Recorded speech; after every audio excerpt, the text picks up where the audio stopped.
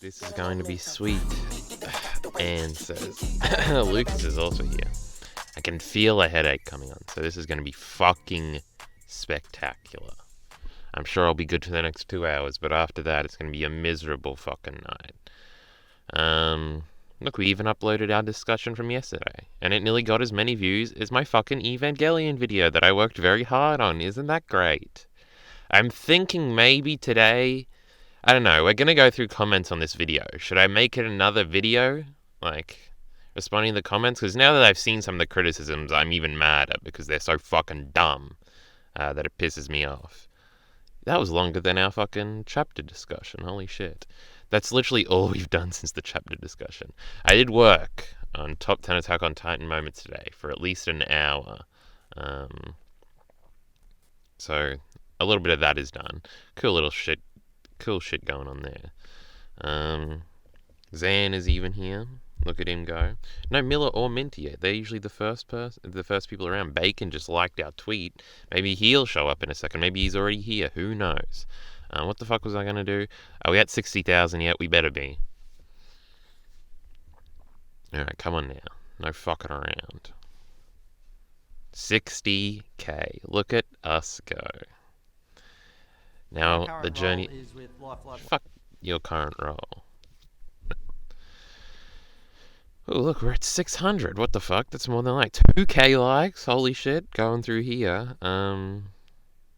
Fuck, I had something to say. Oh, the journey to 70k begins. I wonder how long trajectory. It's getting like 2,000 views every 2 days. It's about 1,000 views a day. So in 40 days, if it can maintain its same upward momentum, which has sort of stagnated a bit recently, it should be at 100k. That'd be pretty fucking cool. Oh, we've got results. I'm not sure what Ant's talking about there. What they're referring to specifically. Any tweets to hold us over before everybody else shows up? I was Bacon liking our tweet, I'm sure. Streaming again tonight. Donkey did make... This is what we're going to open up. This is what's going to spur on this conversation. Fucking... I've seen a bunch of Donkey videos. I never liked him as much as most people seem to. Or never thought he was like... as good, but that's because all of his videos are about things that I haven't seen. So it's very hard sometimes to like watch people's videos like about shit that you've never played and trying to make out if it's good. He's always had a very unique like writing style, like a narrative voice, which is something a lot of people just don't try on YouTube. And then it's sort of, we'll talk about this more later. This video is open. I know, fucking dead twin. Well, that shit's cool. I even got our sticky note up and ready. Let's just... I think that was the... Yeah, I just tweeted another fucking Last of Us 2 positive tweet. I haven't seen it yet because I don't want to be spoiled. Sorry, Carl. Do plan on, though. This is definitely not the stream for you, Mr. Zan, if you don't want to be spoiled on Last of Us Part 2, I must say. But you're like one of the only people in chat right now. Don't leave. But I guess you will. When we start talking about anything relating to Last of Us Part 2, you better get the fuck up out of here. I didn't know he liked Uncharted 4 as much as he did. That made me, like, happy. I feel like everyone's just like, Uncharted 4 is pretty cool, bro. And he's got overwhelmingly positive, but that's because he has 6 million inbuilt fucking subscribers that probably haven't played the game and is just going to like whatever he puts out. I'm going to guess this is more than usual dislikes, though. And all of the comments seemed pretty positive. I feel like it's just like very deep internet people that are mad at it. Like all the critics loved it.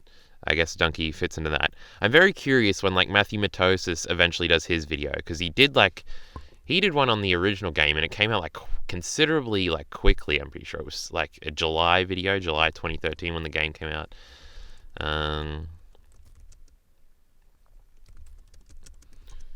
Because it'll be very interesting. Or maybe not. Maybe it was a year afterwards. No, see, what the fuck? This game came out super early, unless he got the game early or something. In that case, he probably got this one early as well. But, like, this will be very interesting. I wonder how his audience skews in terms of, like, gamer bros. Because the gamer bros don't like the game, so... That'll be interesting. The Joseph Anderson video will come out, but that'll come out in fucking 4 months. He's got Witcher videos to put out before then. Miller says, I'm here. Zan says, oh, okay, give me that One Piece. Oh, yeah, Donkey video is great. Also, how the hell has Carl blown up so much? He got nearly 700 subs in the last few weeks. It's been about 3 months, but yeah, after we got over a certain hurdle, every day it's just been like plus 40 subscribers, plus 20 subscribers. Like, always ends in a zero number. If we look at the Social Blade, I'll bring it up. Fuck it. I'll probably bring up the old one. I get you, my guy. That Black Lagoon stuff must be popular, huh? There's really no Black Lagoon videos like on. Fuck. We're gonna just go to Social Blade and then search for it that way. There's really no Black Lagoon videos out there, so it's really not that thing. Of course, it's good. Anne says, yeah. The main goal to read/watch a list is to be able to watch what Kyle has to offer. The main goal into watch/read lists is to be able to watch what Kyle has to offer. I have no idea what that means. There we go. We searched for it before. I wonder if I don't think we used to be the first one that came up. Ugh. Come on, show me now. Hurry the fuck up. Please allow up to 5 seconds. Is this? No, this is the one now. Look at us. 1,720 subscribers. We are actually pretty far up there. I didn't realize it was 1,700. Click on the fucking channel, you goddamn maggot. I wonder if we would get better than a C+ if we didn't have these big dips in when I had to delete videos when we went on high alert. See, total weekly subscribers peaked there, and now it's slowly going down a little bit. But that's because we haven't put out any big videos at all in ages.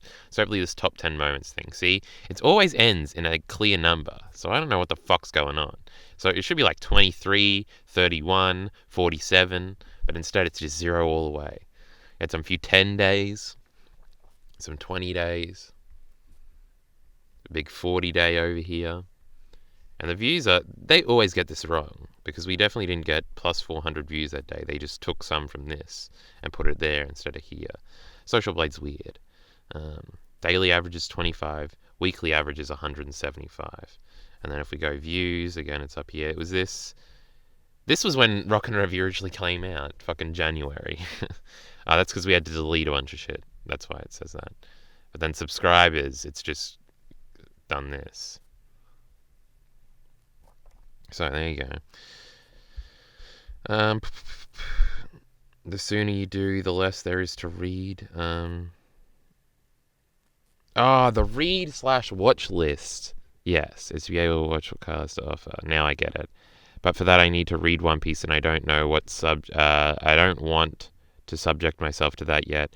I have a life still and work to do. Well, today was the first time I'd read One Piece since the fucking game came out. The sooner you do, the less there is to read. Definitely true.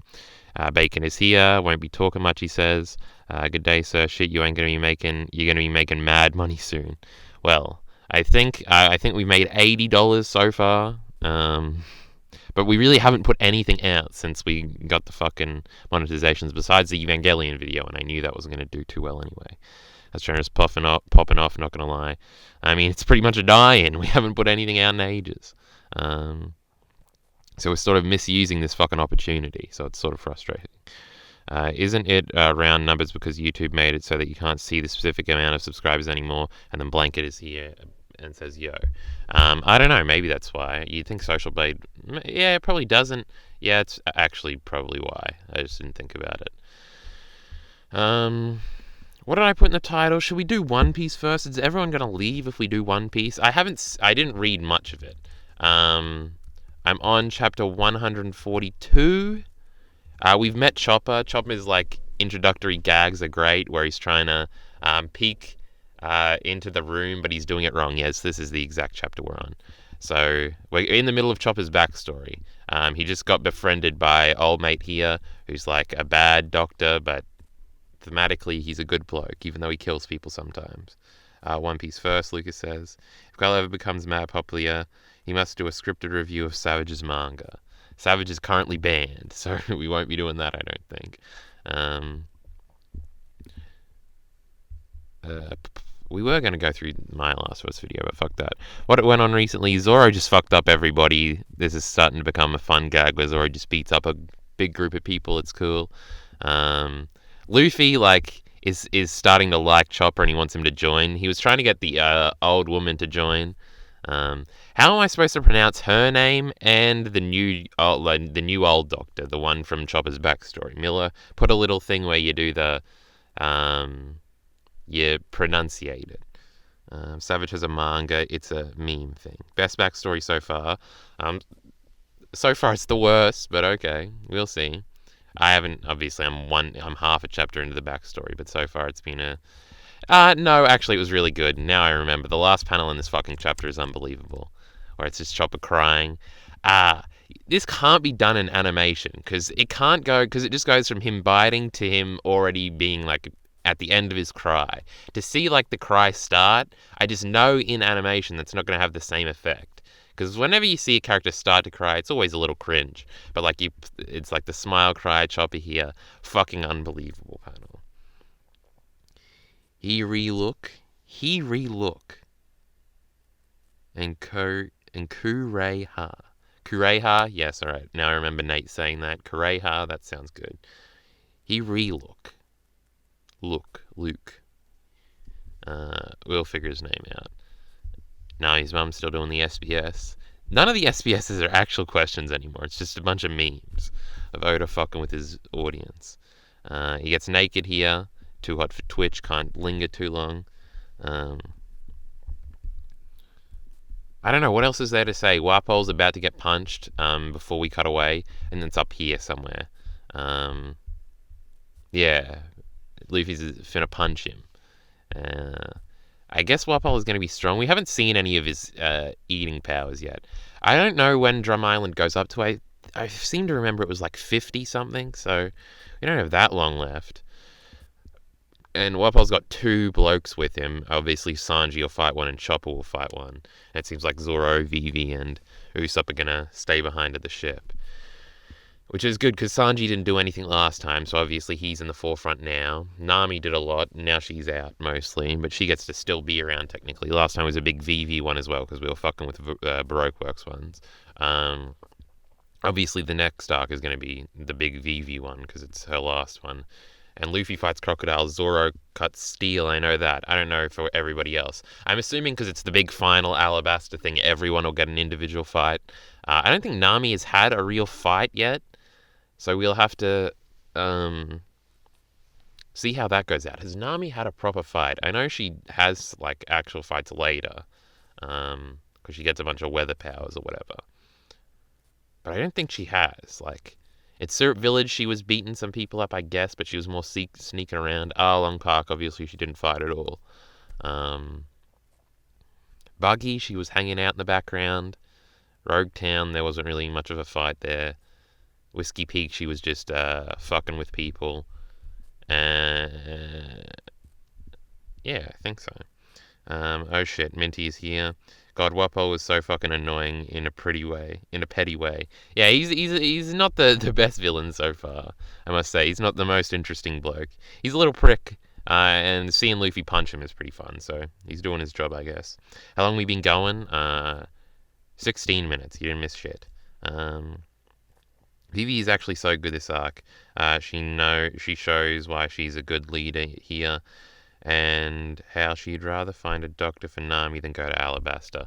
Well, she reasons it that we got to heal Nami to get to Alabasta faster because she's got to guide the ship.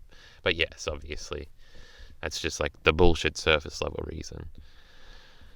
The hot granny is also a good gag where she's always like, you're asking about how I look so good or whatever. The Chopper gag has been really good so far. Him hiding up, them trying to eat him, Sanji trying to cook him. It all works. And then Nami being nice. Nami and the old doctor have a talk about trying to seduce Chopper. I was looking for Vivi for so long before I realized she was here in that fucking double page. It's still pissing me off that fucking Mangasi, because they don't want to go back and edit fucking 900 chapters of One Piece, just has the double spreads and down like this, and I've got to go look for a different version see the double spreads. Yeah, Luffy just saying join us. Now this is interesting because this seems to be the first time join us isn't going to work because obviously this girl doesn't go with them. Chopper does, but I think this is the first time Luffy told someone to join and they didn't join. I guess it's sort of different because she just wants, like he only wants it because he knows he needs a doctor now, and it's not like an emotional connection out, whereas Chopper is going to be. And then her kicking Luffy, and then Sanji's fucked up, and Chopper's doing his weird fucking gimmick. I didn't think Chopper would be like this non-human at the very beginning. Obviously, I've seen clips later where he's just acting like a normal bloke around the ship. Obviously, the facial expressions are all great. One Piece is good. Who knows? Kyle likes gilfs. I don't know. The face is the only old part, and that might be the most important part. So, and Chopper's like weird, like dual personality things going on here, where he tells her to shut up, but he actually loves the thank you, but he's acting like he doesn't. There's other ones. A lot of the Chopper stuff, like the expression stuff, has been really great. And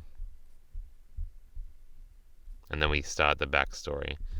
I don't know. It's really all there is to say about One Piece. There hasn't been much to go on recently, and I only read like 6 chapters today.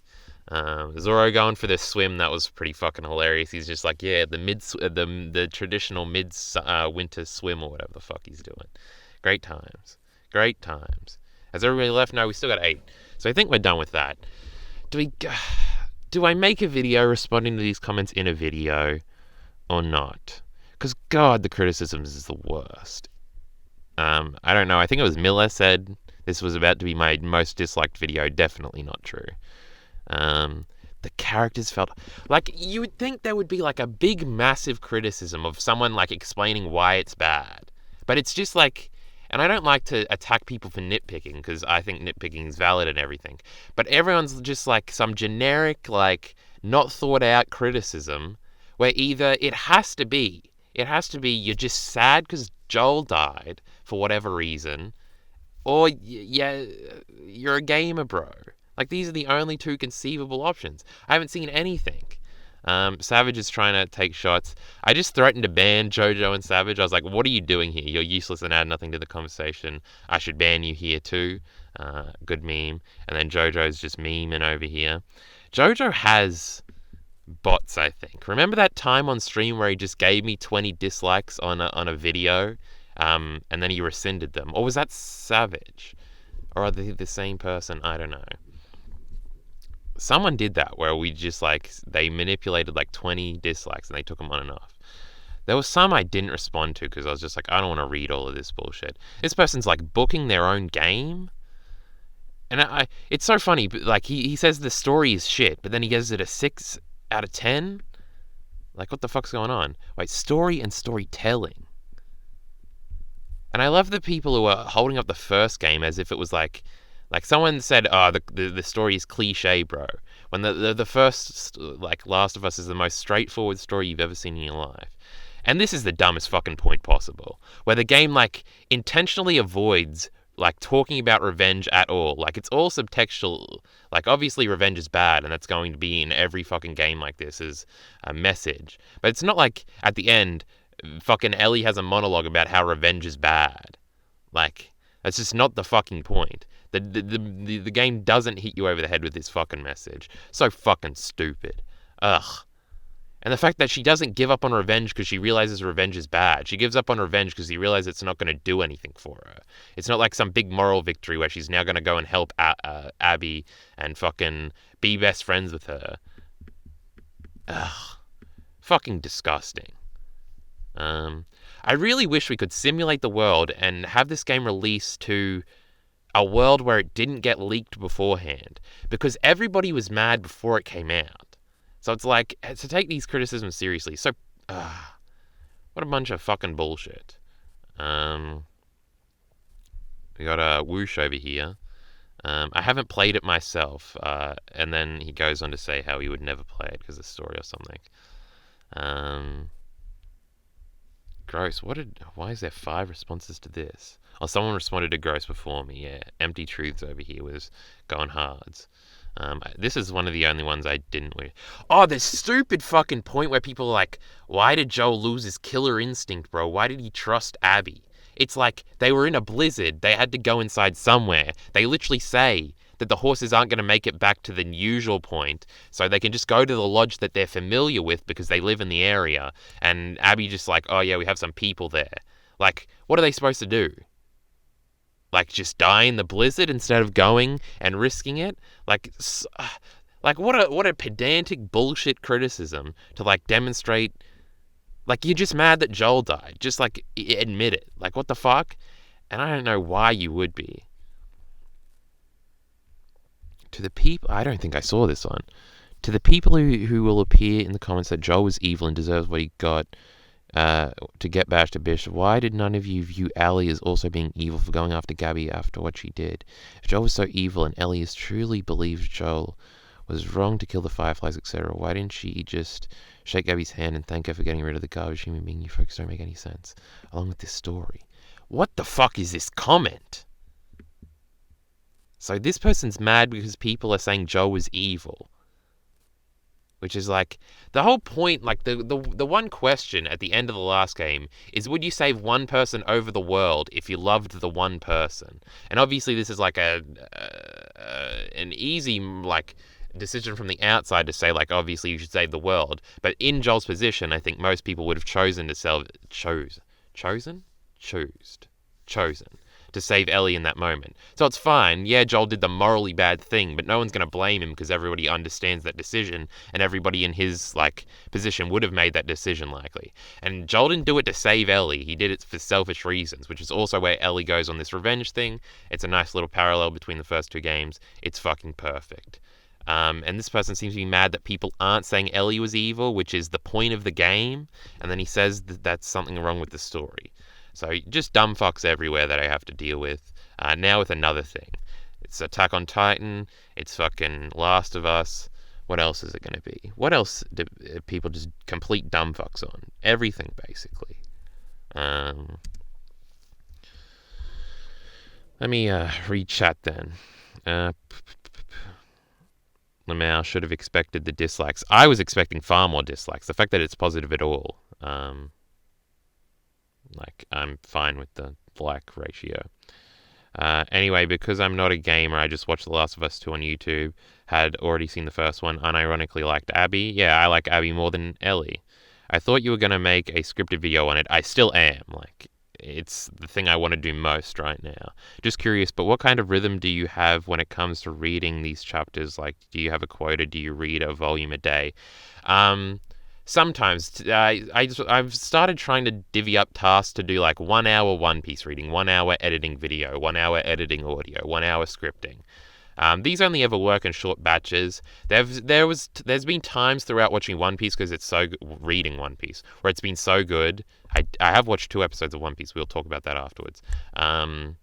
Where I just wanted to read One Piece all day, so I just did it after, like, in between everything. There's been days where I've done, like, 1 hour of work, 1 hour read One Piece, 1 hour work, 1 hour read One Piece. Obviously, the last 5 days I've read, like, one Piece chapter at the end of the day, like, each day, and that was it, so... And also there was, like, times where in the half time in the football, I would just, like, read 1 chapter, because that's as much as I could get in. But, yeah. That's a bit harsh. That was savage. What's the difference, though? Oh, yeah, fuck him. Lamau True. Yeah, jaded father finds a new daughter is super unique. Yeah. It's just like...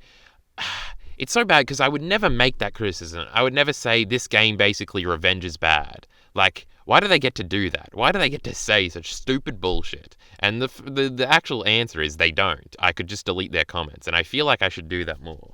Because fuck them.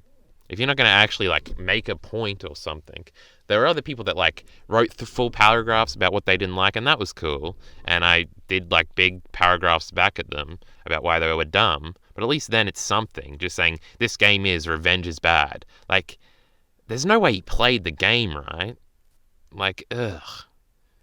Right, like you said, both Last of Us are very simple on script, but their executions make them memorable. That's basically everything, though.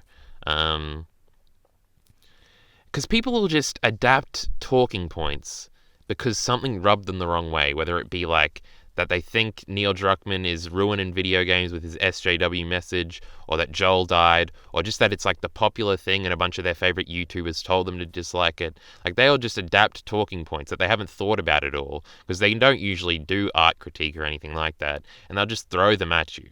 It's just the dumbest shit you've ever fucking seen in your life. I saw a comment that was like, the message is revenge is bad fails because Abby, who gets her revenge, gets everything, and Ellie, who gives up on her revenge, ends up with nothing. Is it bad I condemn Joel's decision in the first game? It's the moral decision. Joel made the moral wrong decision, but it's like, yeah, obviously I, as Joel, wanted to save Ellie as well, because fuck him. I don't want to save this world. Kiss my ass.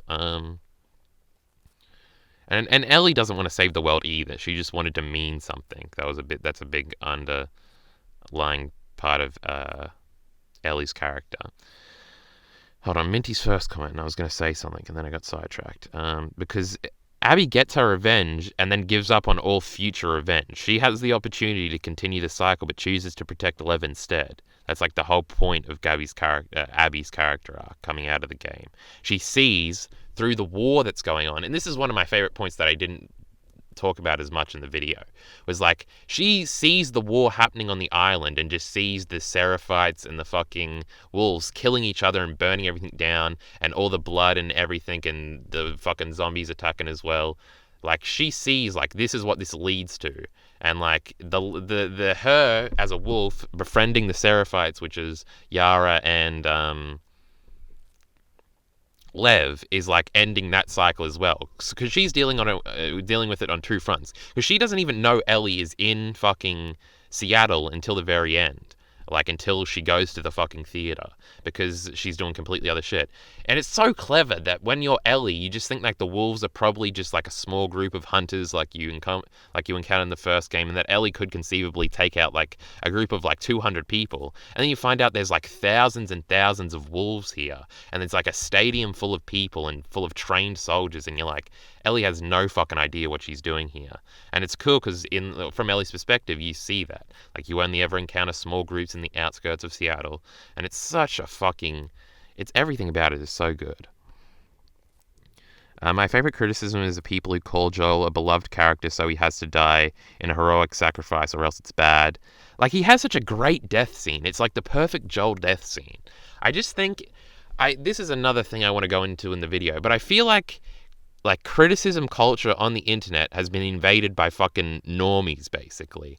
Like, everybody is now on the internet. So all the idiots, remember when like the old 2009 internet online like YouTube critique culture, like the punching bag for everybody was those Transformers movies. Everybody used to shit on them, but they always did well in the box office because everybody that wasn't on the internet liked them. So it was like our cool little internet corner where we made fun of things that people liked and explained why Transformers was a bad movie and dog shit or whatever.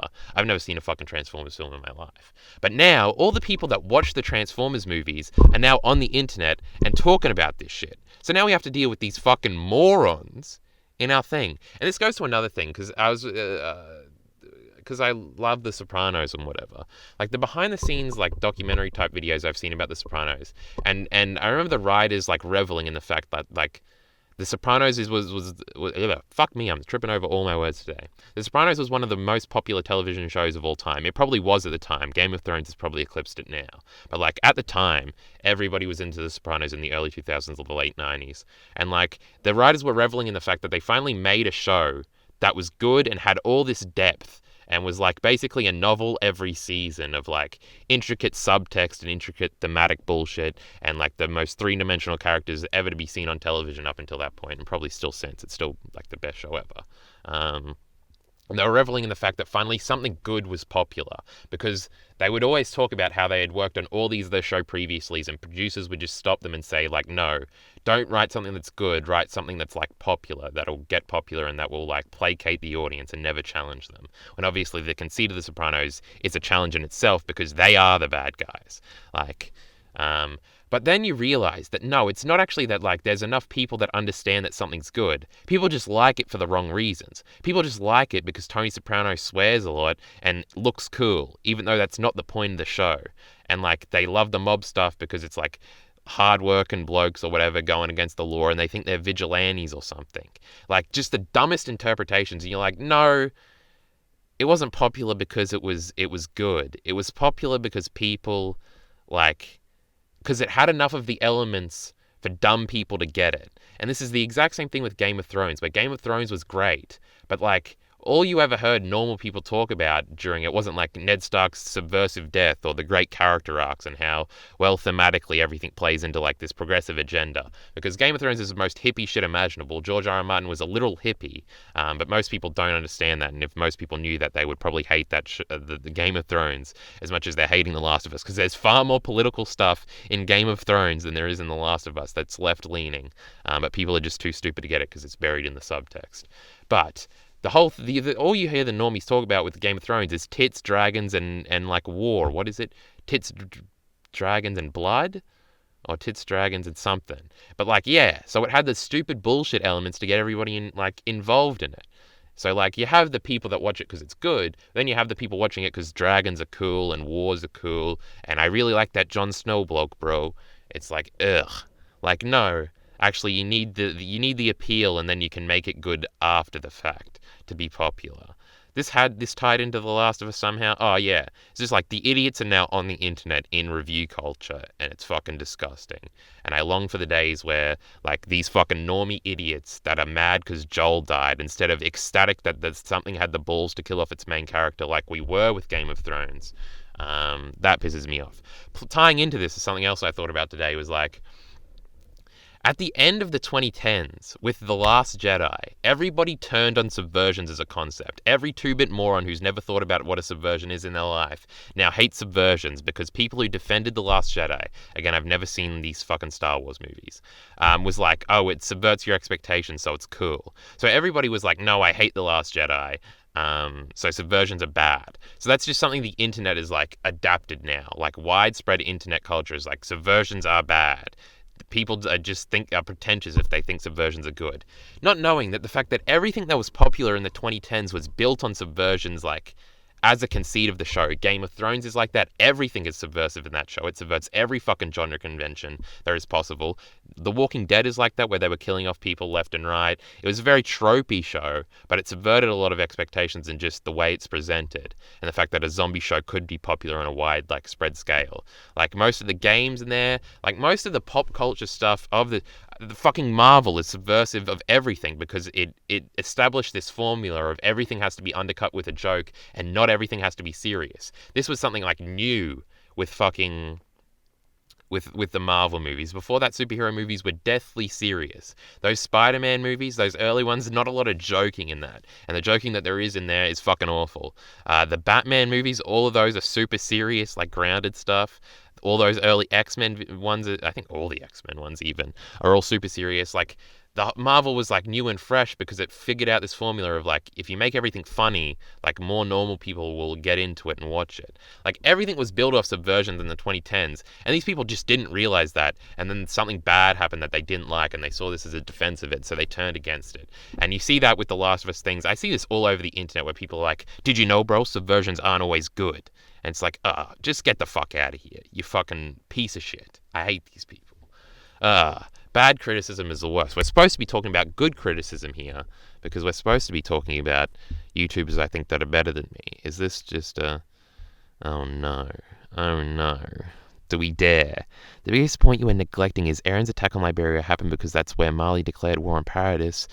Yes, I completely forgot about this. Fuck me. Disgusting.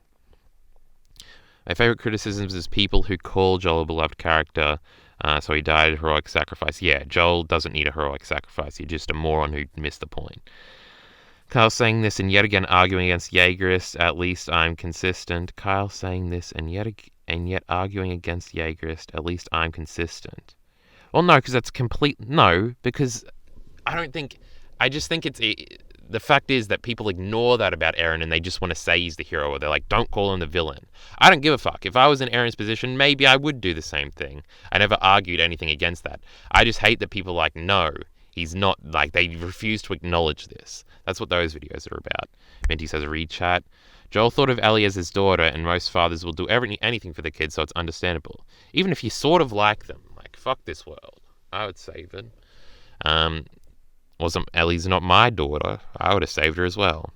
Wow. It's not even revenge is bad. It's more so revenge pointless. The whole point is after being Abby for so long, you kind of like, what's the point? And then you either go, lol, both sides deserve to have revenge, which a lot of Jaegers do, lol, or you realize that it's a bunch of pointless loss on both sides. And Ellie doesn't want revenge to help anybody but Ellie. It's not about Joel at this point. Like, she had happiness. Well, she had what should make her happy, and she still thinks about Joel, and gets the PTS flashbacks, and she thinks if she kills Abby, she'll fucking fix all of her problems. And, like, that's a theme in everything. Everybody thinks when the Titans are dead, we'll solve all our problems. When we beat all the angels, all of our problems will be solved, and they never are. They're more personal. Kyle hates normies. I hate the word normies, and I don't like that I had to use it there, but I don't know what else to call it. Like casuals? That's something we say in wrestling all the time, like the casuals. But hardcore wrestling fans are so bad that the casuals are better than them, so fuck that terminology. Fuck. I had something else to say there. We're so far behind on chat. Yeah, just the last scene makes that point so great. Like, the last scene of when Ellie finds Abby and sees, like, this isn't, like, it's not going to be rewarding killing her like this, is, like, her first thought. And then she, like, I guess feels sympathy for her and is, like, and she, like, doesn't have the nerve to kill her. Like, she should just stab her when she's tied up, or she should cut her down and then stab her. But she cuts Abby down, and Abby doesn't give a fuck about Ellie. She goes straight to Lev and cuts him down, and they go to leave. And Ellie's just, like, waiting for the big confrontation where they're going to scream. Because Abby says the last time they saw her, like, if I ever see you again, or don't let me ever see you again, or whatever. And is, like, pretty mad about everything. So she expected, like, Abby to have the same level of hatred like Ellie did. It's like unrequited hatred. It's nearly as bad as unrequited love. Like, Abby's like, fuck this, I don't care about you. I'm getting Lev and we're going to the Fireflies. Get me out of this fucking slave colony. And then, obviously, like, Ellie, like, slowly, awkwardly walking behind them to try and instigate this fight and trying to build up the hatred and doesn't finally get it until the boat. And then the fight is still just not satisfying. And as a player, it's mirrored in you because you don't want to cut up Abby because you like her now. Probably more than Ellie at this point if you have a fucking brain. It's just so fucking great. It's normies, nothing new to see here. The Donkey review really shows how bad modern YouTubers are. Can't believe how many leafy clones there are. Yeah, this is something I was thinking about doing. God, this fucking prick Donkey stole every idea I had for my fucking video. Because I was going to watch all of the fucking, like, the shitting on it videos and incorporate them. Because Endless Jess did this perfectly in that funnily enough, Endless Jess shit talks The Last of Us in that video. And I played this on fucking stream before. But this Endless Jess fucking God of War video is so good. This is good. We're getting all the people up that I think are better than me. Endless Jess is definitely better than fucking Donkey. God. This God of War video. Everybody should watch if they haven't, but I'm pretty sure I literally played it. God of War has always been Deep You Cowards. What a great fucking conceit of a video. Yes, most stories are inherently simple in themes. What matters is how these themes are executed in this game. It's executed horribly. Why? Oh no, now I have to go into this to fucking find it. It's gonna be some fucking stupid bullshit. Show more, dickhead. What the fuck? It's gone. They must have deleted the comment. I'll try it again. Fuck Truth Seeker. He's a dumb cunt.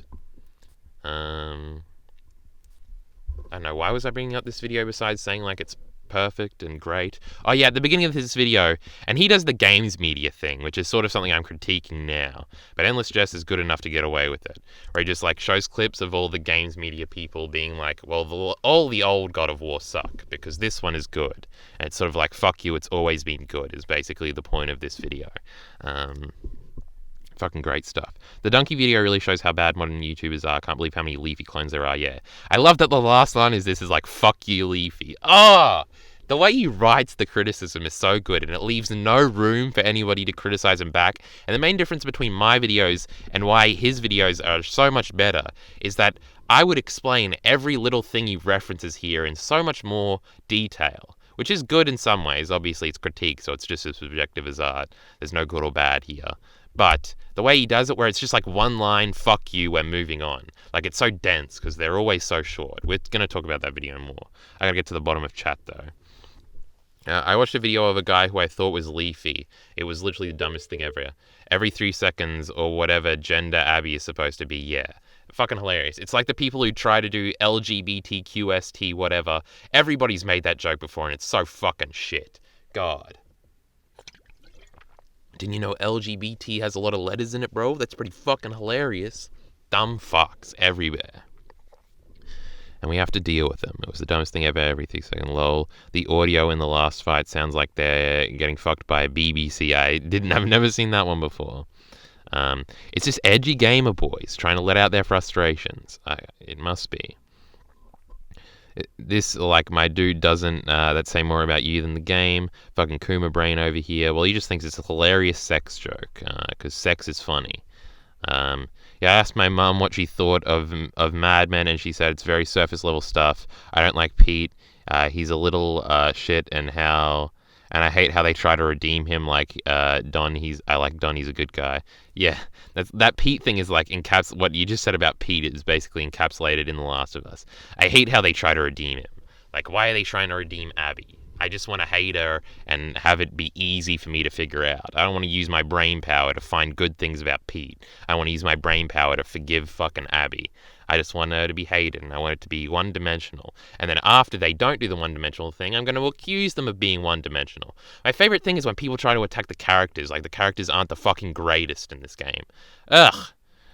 Yeah, you're right. The Last of Us 2 doesn't seem to have any elements to attract normies. It literally, this is another point in the video that Donkey actually didn't steal. Last of Us Part 2 has like something to offend every single person that gets offended at anything. It's so great because it has the shit to piss off the righties. Any fucking trans people are going to piss them off, plus the lesbian shit. Then it's got the weed culture stuff. It's got the ultra violence, so the Karens are going to be mad. And also, like, The Last of Us had so much normie appeal because it was like, video games are finally good. It's a good enough story. It's simple enough. It's a little violent, but like at the end of the day, The Last of Us 1 is about love. And it's about the bond between two characters and them loving each other, and they get a good happy ending, and Joel protects his daughter, and it's nice, and all the character writing's great, and the dialogue's great. It's like a movie. You're not going to think you're playing a stupid fucking game. So it got a lot of normal people to play it. Like, I try to get people to play it all the time. Of like, you got to play this game, it's so good. And then you like show them, and you sit there eagerly as you watch them watch Sarah die, and they're like, oh, so emotional, what a good game. And then they continue playing. This game is not like that. Firstly, there's no catch-up bullshit that you'd think there is, because at the beginning they sort of do, but it's only them homaging stuff. They never explain what happened in the first game. So off the bat, like if you're playing this one and you haven't played the first one, nothing works here, which is perfect. Fuck the pandering, get it out of here, play the first game or fuck you. Then it like goes into a bunch of shit, and then the big death scene with Joel that's going to piss off everybody, and the normie people who don't understand why it's fucking genius to kill off your main character and why it's awesome and why we should make more people do it, kill off all the characters we love. It's perfect. They're all mad because Joel's dead. Then you have to play as a hated character, and you have to actually use your brain to try and forgive them. People don't have brains, so they're not going to like that. It's like everything. I made a whole list. This is one of the one things, because I already have started the document. And I allocated an hour today to work on it, so I'm going to do that after this probably. But I don't go to fucking bed because of my goddamn headache. But, like, that was the list, and I remember it was nearly a page long of, like, everything that could possibly offend someone. The anti-religion stuff with the Seraphites, obviously the trans stuff. It's not very, like, come here, sit down, play The Last of Us 2, you'll have a great time. Like, fuck you. Tits, Dragons, and Incest. No, I think it was Tits, Dragon, and Blood. Well, I mean, yeah, the first one was because of how big zombies were. Yeah, that's also a thing. There was a big zombie culture at the time when The Last of Us came out. It was near the beginning of Walking Dead and all that stuff. Which is also kind of hot how Attack on Titan got so popular at first. Definitely true. A lot of people called Attack on Titan. Attack on Titan is another thing that was very subversive because they killed Eren off in the first 5 episodes. And that got super popular as well, riding off the pack, because everybody was comparing it to Game of Thrones and Walking Dead. Attack on Titan is much more like The Walking Dead than Game of Thrones. But yeah, that was a big thing. Like, killing off the main character, killing people left and right was like a big thing in the early fucking 2000s. And now we're in 2020, and like, I guess new people have shown up that weren't around back then. And this works into the Game of Thrones Season 8 criticism as well, of just people giving the wrong reasons why things are bad. And I feel like I indulged in that too much of like, yay, finally everybody's come around to the show being bad. And it's like, no, they're just mad because Dany turned out to be a bad guy and they really wanted to cheer for her. Like, fuck you, get out of here, I hate you.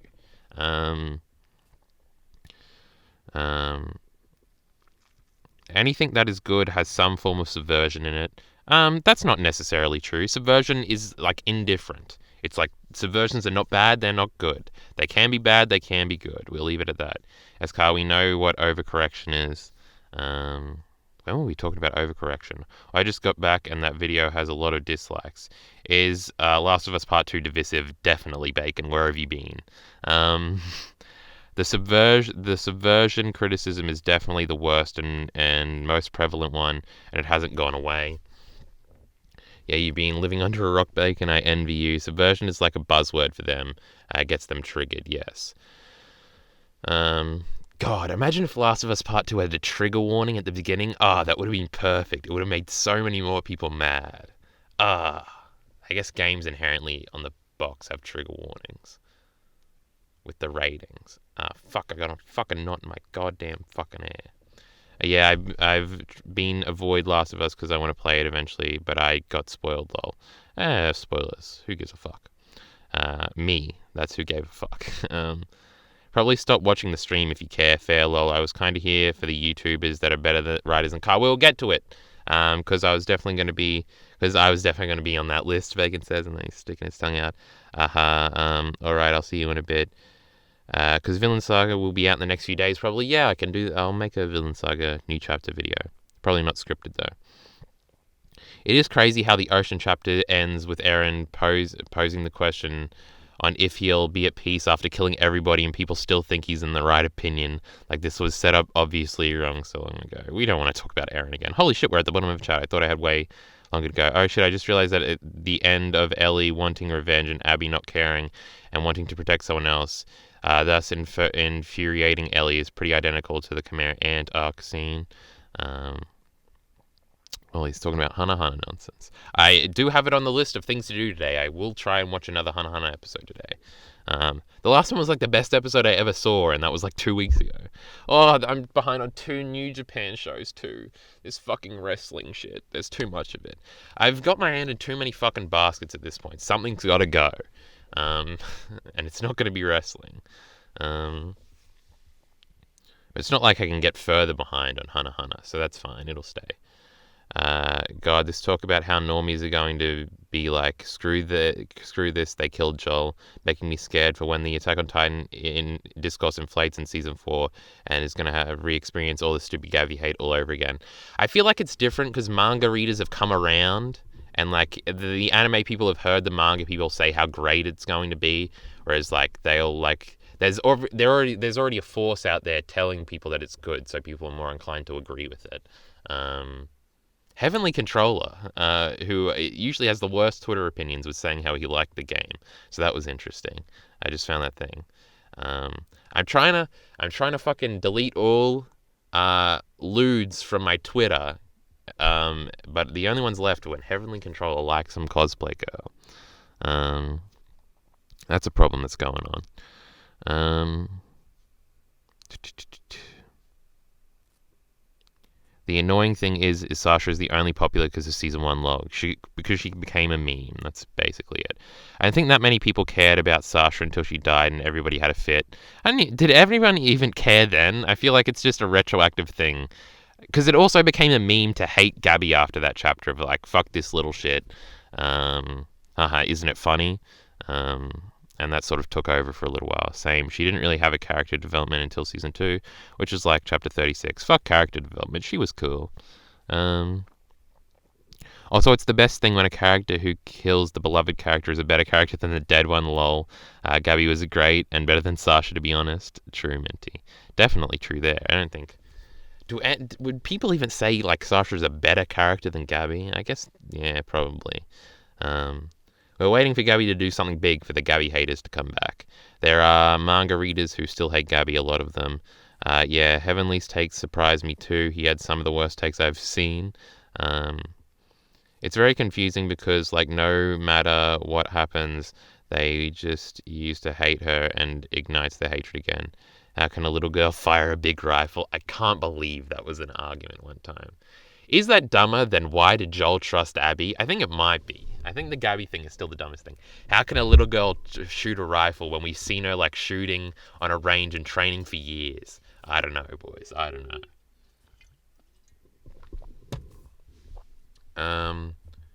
What else did I put in the title?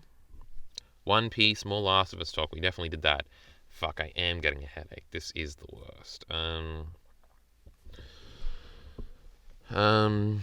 Which YouTubers are better than me? And I had something else. I have a bunch of things in my stream notes. Let's open the sticky note over here.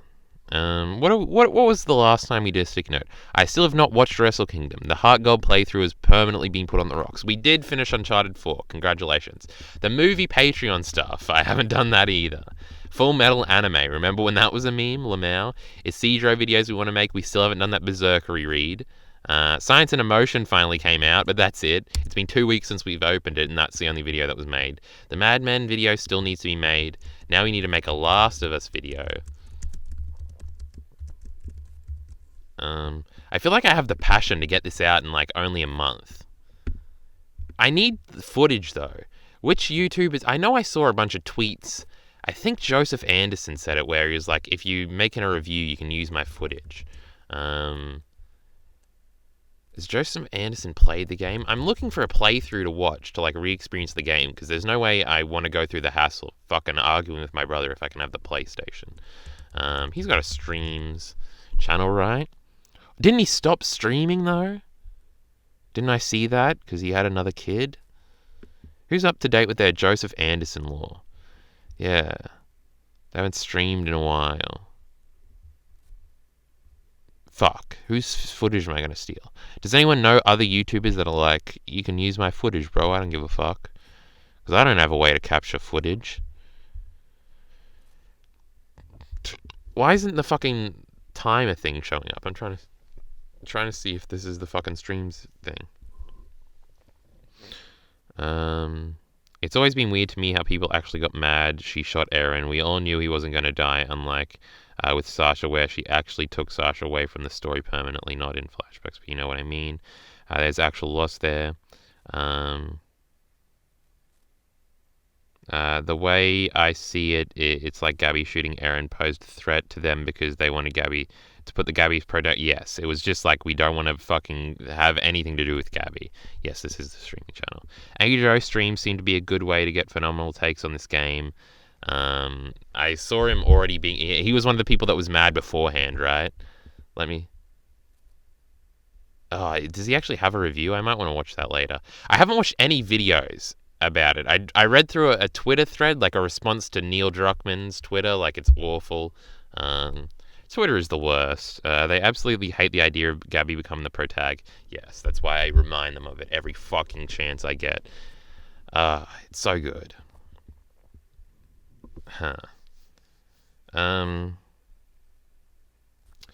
We were checking out the sticky note. That's what we were doing. We were catching up. Neon Genesis Evangelion Episode 3, Lamau. The video series is that I was thinking of making. What happened? I was playing the game. I was like, what happened? Why haven't I thought about any of this in weeks?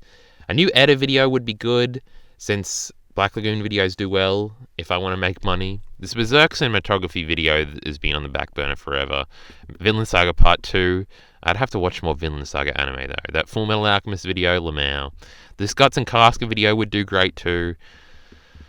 Game of Thrones Season 1 review, it'll happen eventually. The Harry Potter video, it'll happen eventually. I need to get back on these things. I was doing well before the game came out. I was making progress. I was catching up on my wrestling things to free up some more time so I could maybe do a big fucking Berserk reread and work on the Game of Thrones thing. Fuck. The motivation, if you could bottle it and, like, drink it when you're fucking watching a YouTube video and it's got 15 minutes left, and you're like, well, I really want to finish this video before I start working on anything, and you click on another stupid fucking video, God, ban YouTube. Or you spend fucking 5 minutes scrolling through Twitter and then you forgot what you were doing, and you lose the motivation you had beforehand. Disgusting. Fuck this shit. One more much there's a problem. to consume: One Piece, Hunter x Hunter, Full Metal Alchemist Brotherhood, Razafan. We gotta get back on that grind. Rebuilds, other films from the list: Ghost in the Shell, Game of Thrones, Field Experiments, Lane, Naruto, Evangelion. Hey, we did that one. That was a while ago, though. Rereading Attack on Titan, we were going to do that in the 1 month break. Lamau didn't happen. It's a clip from his stream where he rants for a while. Angry Joe, always been pretty shit, let's be honest. We used to watch his videos because they were like 40 minutes long, and that's cool, but like, I don't remember a point he's ever made ever. I remember watching his Last of Us video a while ago.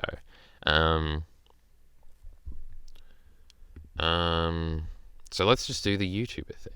Let's put it on the sticky note. Let's put a little fucking... Specifically better writers, because everybody's a better editor than me, and fuck editing, who cares? Bacon is better editor than me. We should hire him to do it all, but we have no money.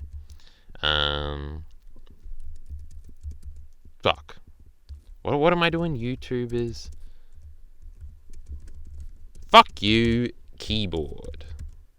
Oh my god. That right. No, not that right. Right, fuck you. How could they do it? Better than me? Me? So, obviously, who we got here? Matthew Mitosis wins, of course. God, it's so tight, and how they bring things back in, it's so well. I know I could make videos this good if I fucking did more than one edit of it. If I didn't just shit something on a paper and then go through and try and structure it. If I actually thought about it for a little while longer and wasn't obsessed with getting things out as quickly as possible.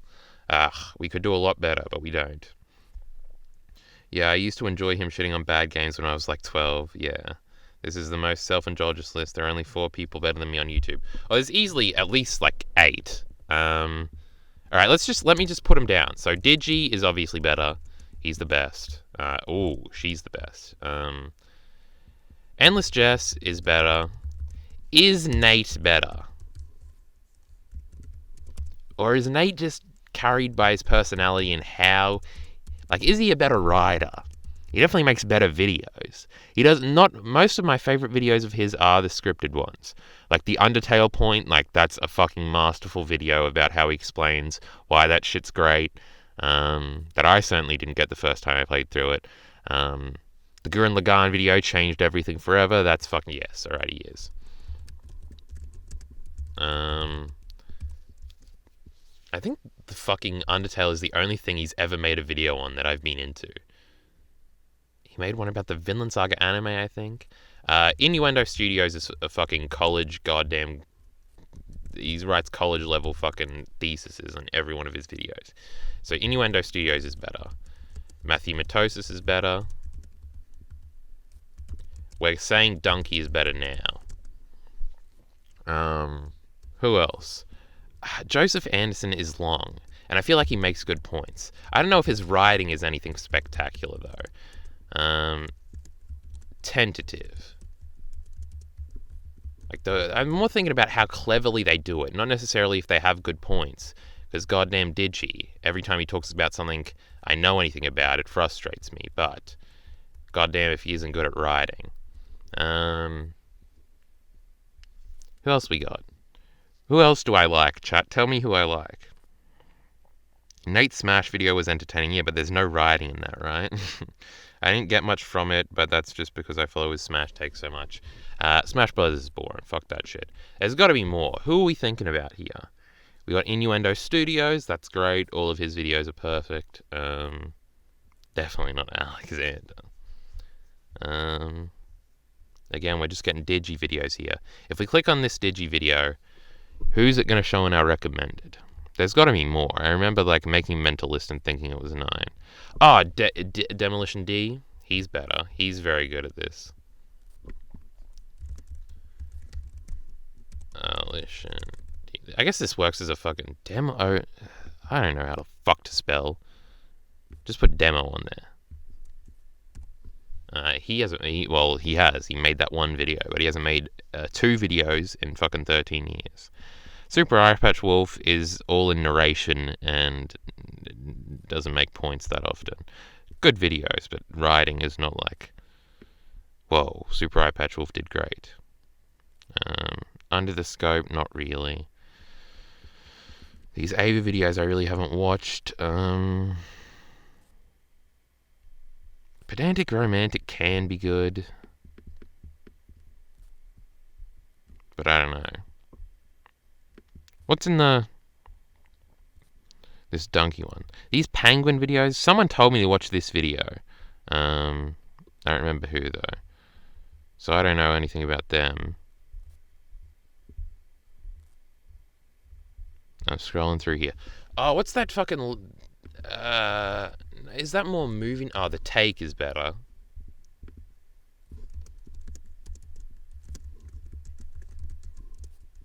Old Madman stuff. Anime Uproar.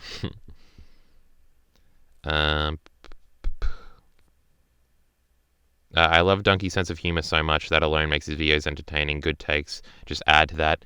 I feel like the humor was what was like sort of drawing me off of it, and I was like, the way he writes, he has very good narrative voice. I hope people understand what that means. That's sort of like the way an author like gives personality to their writing. I guess it's the best way to explain it. These are all good recommendations. I'll sure to check them out one of these days.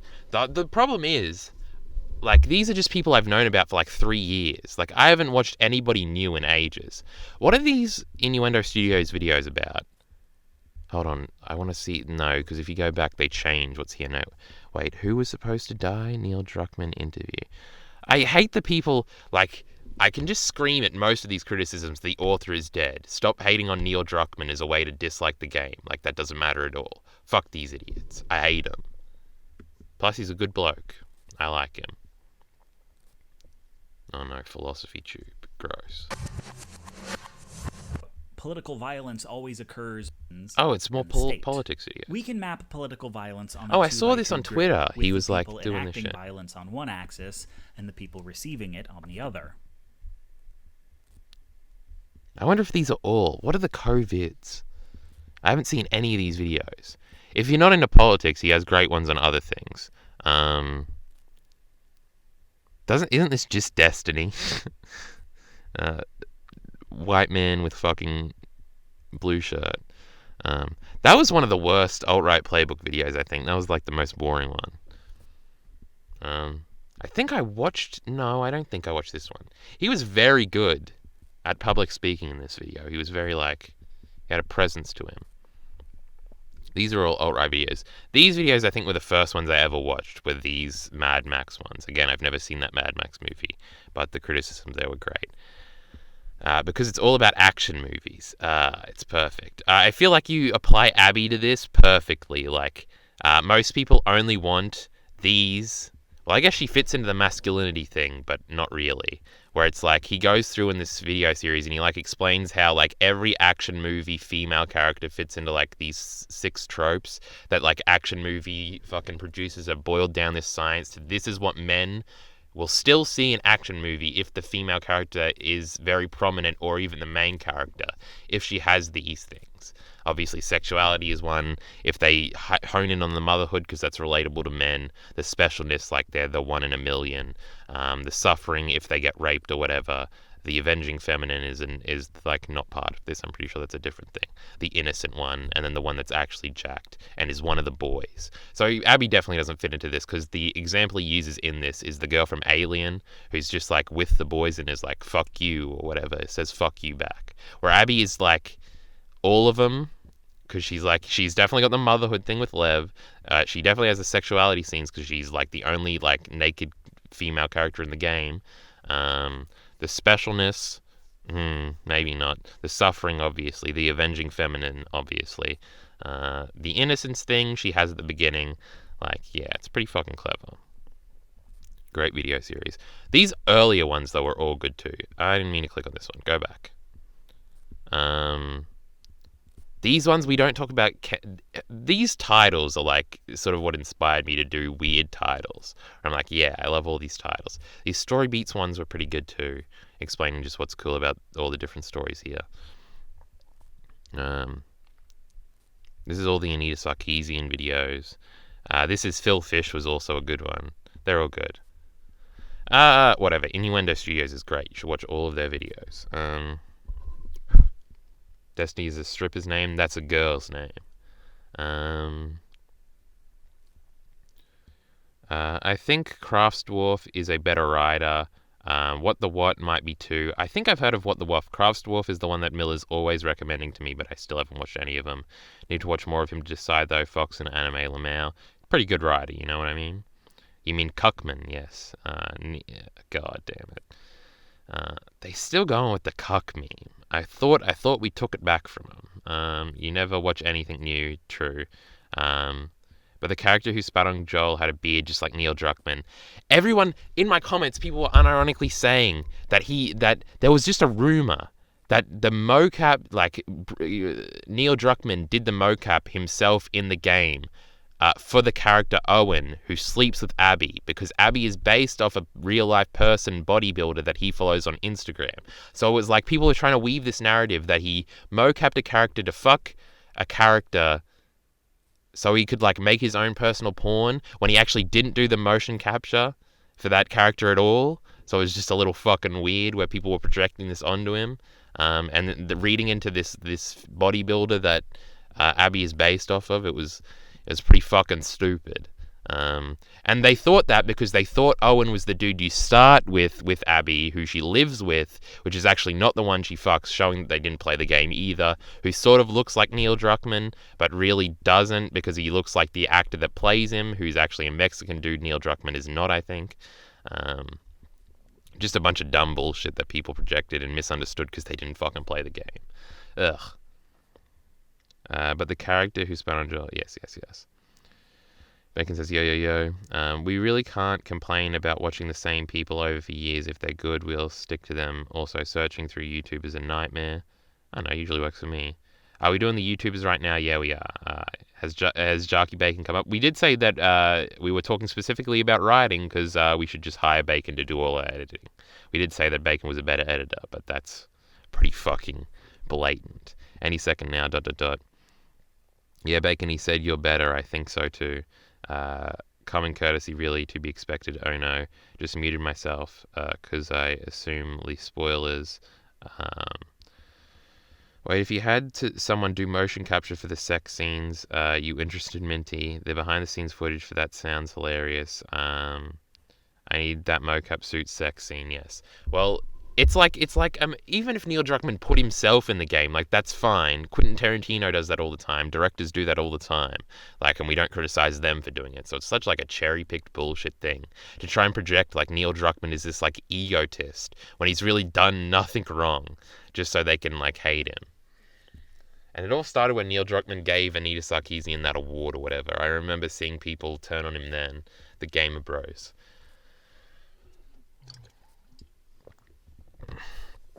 I don't know. I think we ran out of people that were better than me. Fuck. And Take, obviously. This donkey video. Let's just... All good things come in twos. Jaws 2, Garfield... Oh, when I first saw it, I was like, oh no. Because I thought he was fucking with us because he says, like, this sequel thing. But it's a subversion. He knew that we were going to expect him to dislike it. He knew everybody wanted him to dislike it, and he said, fuck you. So obviously, Last of Us 2 was destined to be a masterpiece until the plot got leaked. Then the internet decided that this game was no good. They really thought she was the fucking trans character. Last of Us 2 leaks are pathetic. Let's look at these fucking Gamer Bro takes. I thought these people died 5 years ago, but somehow they're still around, and they're still mega popular. Look at these fucking views. I thought these people were dead. Boogie is still around? What the fuck? Failed so badly. What the fuck? Don't buy Last of Us 2. Oh, fucking Richard Lewis, oh no.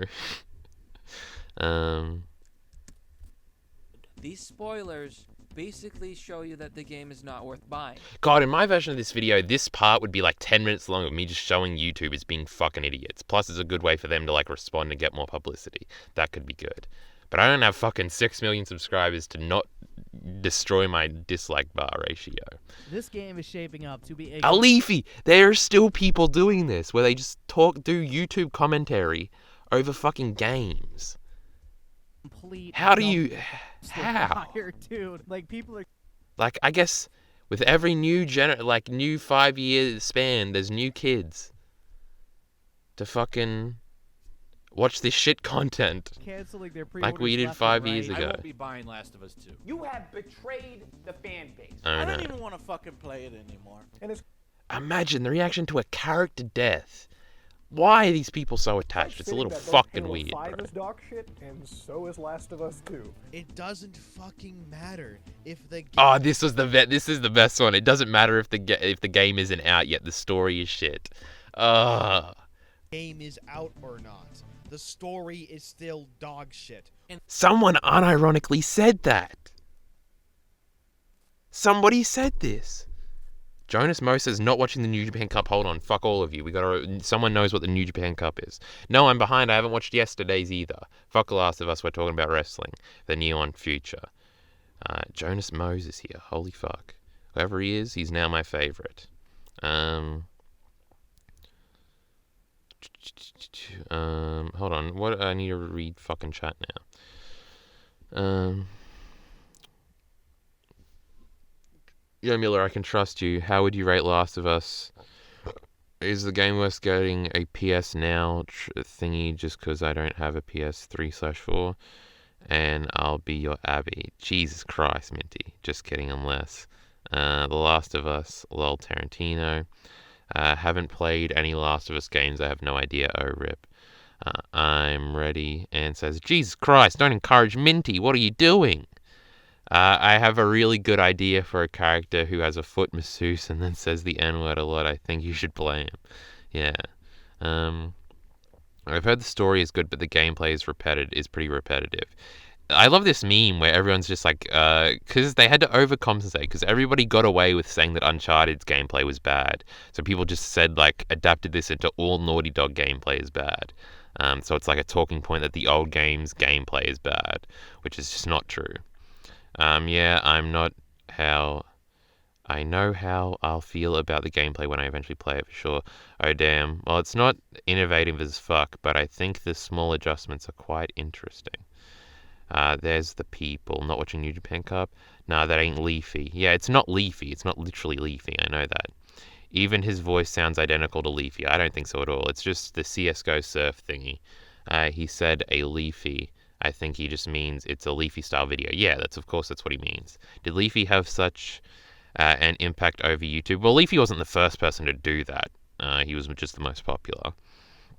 I'm pretty sure Angry Joe opened his leak video with, I'm pissed I heard Joe got killed by a... What's the ... I feel like he would have got cancelled if it was a ... My bad. I love Kyle.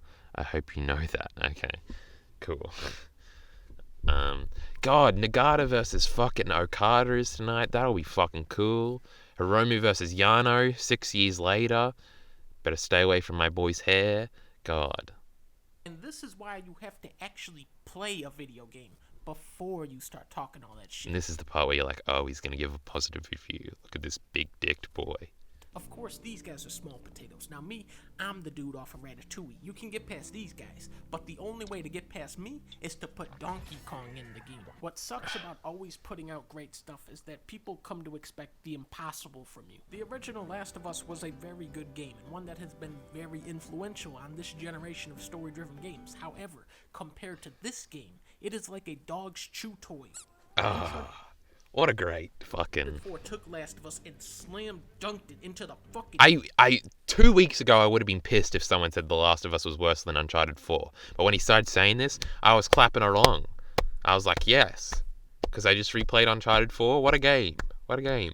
I feel like I was hesitant because I thought The Last of Us meant so much to me. So having it be number 1 was like, yeah, that feels right. But now, it can take number 3, bitch. Because Uncharted 4 is 2, and the new game is 1. Pokemon Emerald, sit tight in fucking 4th instead of 2nd. Garbage can, bigger, more interesting story with better acting performances. True! Maybe not true. I don't know true. God, Elena is so good in those games. Music, puzzles, Crash Bandicoot, and all of these different types of traversal. So how do you top Uncharted 4? Well, you don't. In that game, you get a grapple hook. In Last of Us Part 2, you open 150 filing cabinets. Uncharted is mysterious and exciting with a knockout ending. Last of Us is gross and horrific. It is a barrage of violence and screaming and cruelty. It's But it's beautiful. also pretty damn fun. Naughty Dog continues to build upon their hide-and-seek style of combat. Look at how You good can it looks. crawl What the through fuck? Was grass, I set playing this traps, game? trick zombies Maybe this into is attacking PS4 your Pro enemies, and footage. headshot people with your silenced pistol. God, I really do have positive memories with the gameplay stuff. This isn't Metal Gear 5 levels of flexibility, but it's a far more game-like game than the original.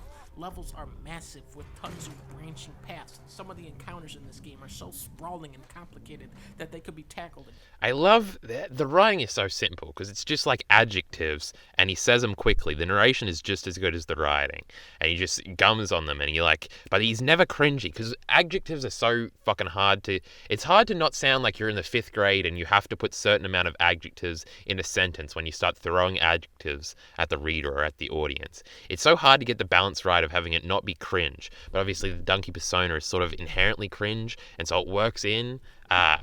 He's very good. Narrative voice is what he has what he's the best at. 20 different ways. Does anybody have a narrative voice like this? Digi is very robotic, even in some of his newer videos. To get like his voice, you sort of have to watch the other videos. Jesse definitely has the best one. Jesse might be the best writer on this fucking list. Best guy ever. His narrative voice really doesn't come out because all of those scripted videos are older. So it's like he sounds stupid in those old videos. His narration is not that great. Coming from me, that's rich. But like, yeah, his voice sounds different because he's on an old microphone. I wonder what my voice would sound like to you guys if I had a proper microphone that didn't cost $23 fucking dollars.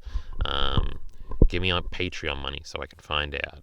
Innuendo Studios is not robotic, but his narrative voice might hurt him because he comes off as very condescending a lot, especially in those political videos.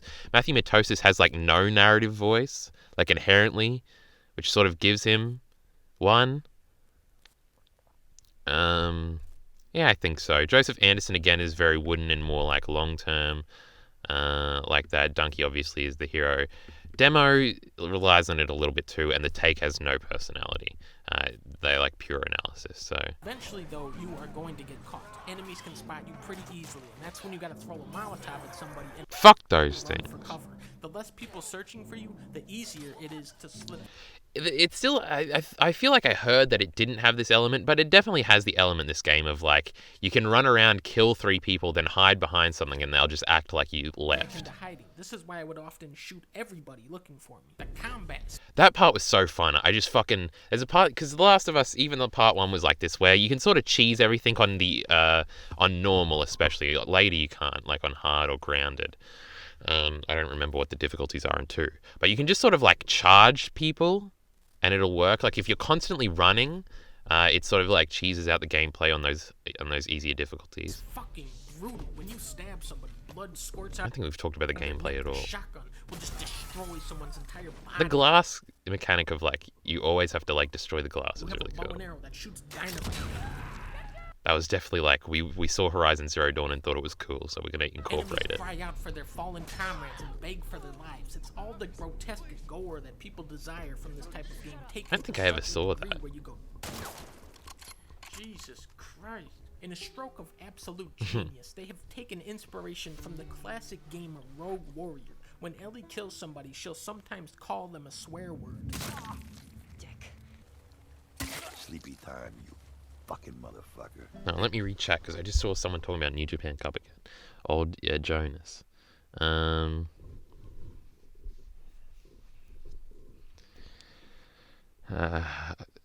Is the asterisk a T or a D? Oh shit, it's censored for you. Whoops. What did it say? It's a transsexual slur that sounds like granny. Yes. How did he get away with saying this? You'd feel like everybody would be mad about him, and there'd be lots of tweets about him that I would have seen. Miller again banning people for spoilers while dropping slurs. You could have just said, yes, it's the T1 lol as expected. It's a quote, it's fine, but yeah, my bad. You know what else is a quote? A lot of spoilers. Kyle clapping his hands like a seal. Fuck you. I can feel the disappointment in you, Kyle. The disappointment for what? Oh, what was I disappointed about a few moments ago? I don't know. I'll see myself out after what I said. I don't know what the fuck Ann is going on about. Hiromi versus Yano was hilarious. Yano wanted to cut his hair. No wrestling spoilers. I will watch the New Japan Cup, and I will see these things. But yes, the old, like, Yano cut his hair when he was a young lion. I don't get it. What is it, Kyle? Is it style? Yes. It can't live up to its Like narrative voice. Narrative voice is like an old English thing. I don't know how to explain it. It's just like showing your personality in the way you write is what it is. Or is Minty memeing about this? Is this not what he was talking about? I feel like he's not. And then he's going to be like, I wasn't talking about that, Lamau. Read chat properly. I don't get it. What is it, Kyle? It's in style.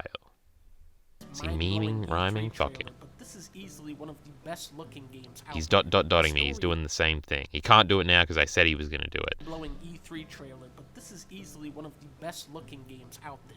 The story is heavily reliant on actors There he and goes. animators alike to bring these characters to life. RoboGhost is here. Watch Upper Echelon Gamers review on The Last of Us. Upper Echelon Gamers. And they Sounds do some promising. incredible work. We've seen all sorts of U.S. cities in video games. New York, Boston, San Francisco, New York, Hong Kong, Chicago, Los Angeles. Even New York is in some games. But it's cool to see a place I'm actually familiar with realized in a game of this caliber. That would be weird as fuck. I don't think they're putting Brisbane in any fucking video games anytime soon. Hey, what the fuck? That's supposed to be Cheesecake Factory. This game is ruined. Blizzards and thunderstorms heighten the tension. Sunlight peers through windows of abandoned storefronts. Trees and currents tear through the city and reinforce imagery of life and beauty slowly rising out of this world of darkness. People aren't mad about graphics or gameplay, though. They're mad about the story. So The point he makes here about Uncharted and The Last of Us 1 basically being the two stories and how they intersect. Even I hadn't thought about this. He didn't even steal that from me. He stole that from future me, because I would have figured that out. You want to know what I think? Anyone with gamer in their name It's has a to pretty have good story. takes. This I is haven't true. been this engaged by a video game story since Red Dead 2 and God of War. There are some bold twists in here, but they're all in service of a story that is still very faithful to the spirit of the original. This is True! the game that takes its time setting the stage and getting you invested in its characters, and then they all start killing each other. True! And it's all perfect. What two great points that it would take me 7 paragraphs to make, because I wouldn't want to make it in 3 different ways and then be condescending about it at the end. And he just did it in 2 fucking sentences. What a dumb prick. I hate him.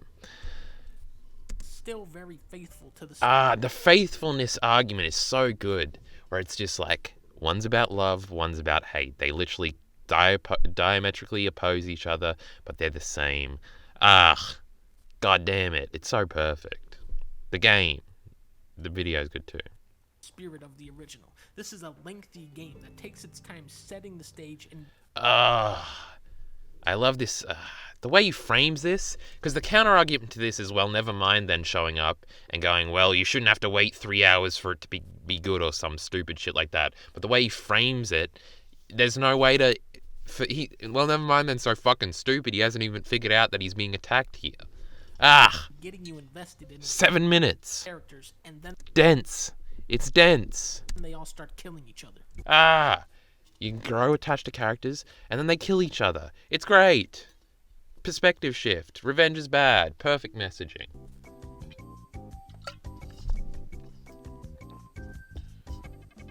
Turns out we got bamboozled.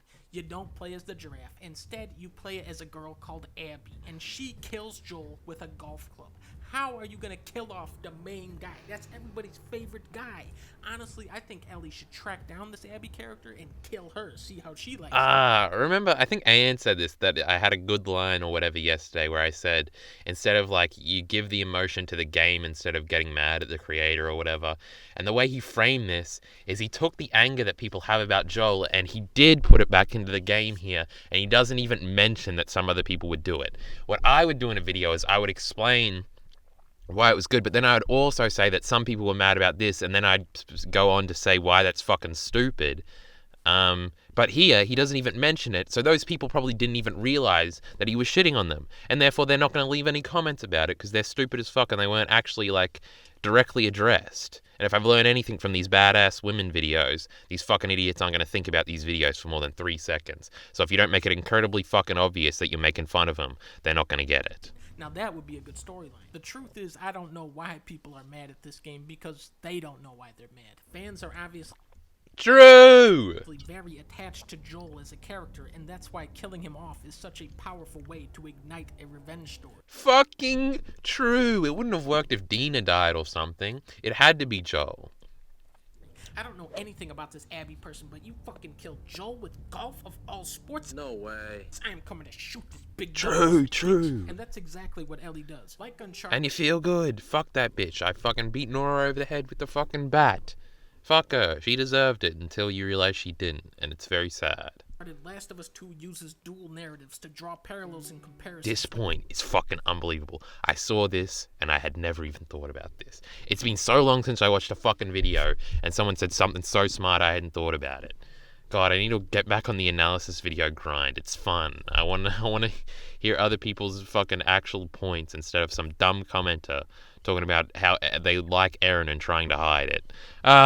Get me out of this place. Between its characters, though instead of laying them on top of each other, they're intersecting. Ellie's story is Uncharted 4 and Abby's story... It's so perfect. It works so well. Ellie's obsessed, just like Nate was in Uncharted 4, and fucking Abby is coming out of her, like, horrible nihilistic phase, which is what Joel was doing, and she's protecting the younger person. I had already made the Lev thing, so I'd figured that part out, and Ellie's obsessive things. I didn't attach it to the fucking games, and then draw a little intersection thing because it looks cool, and now it makes the point.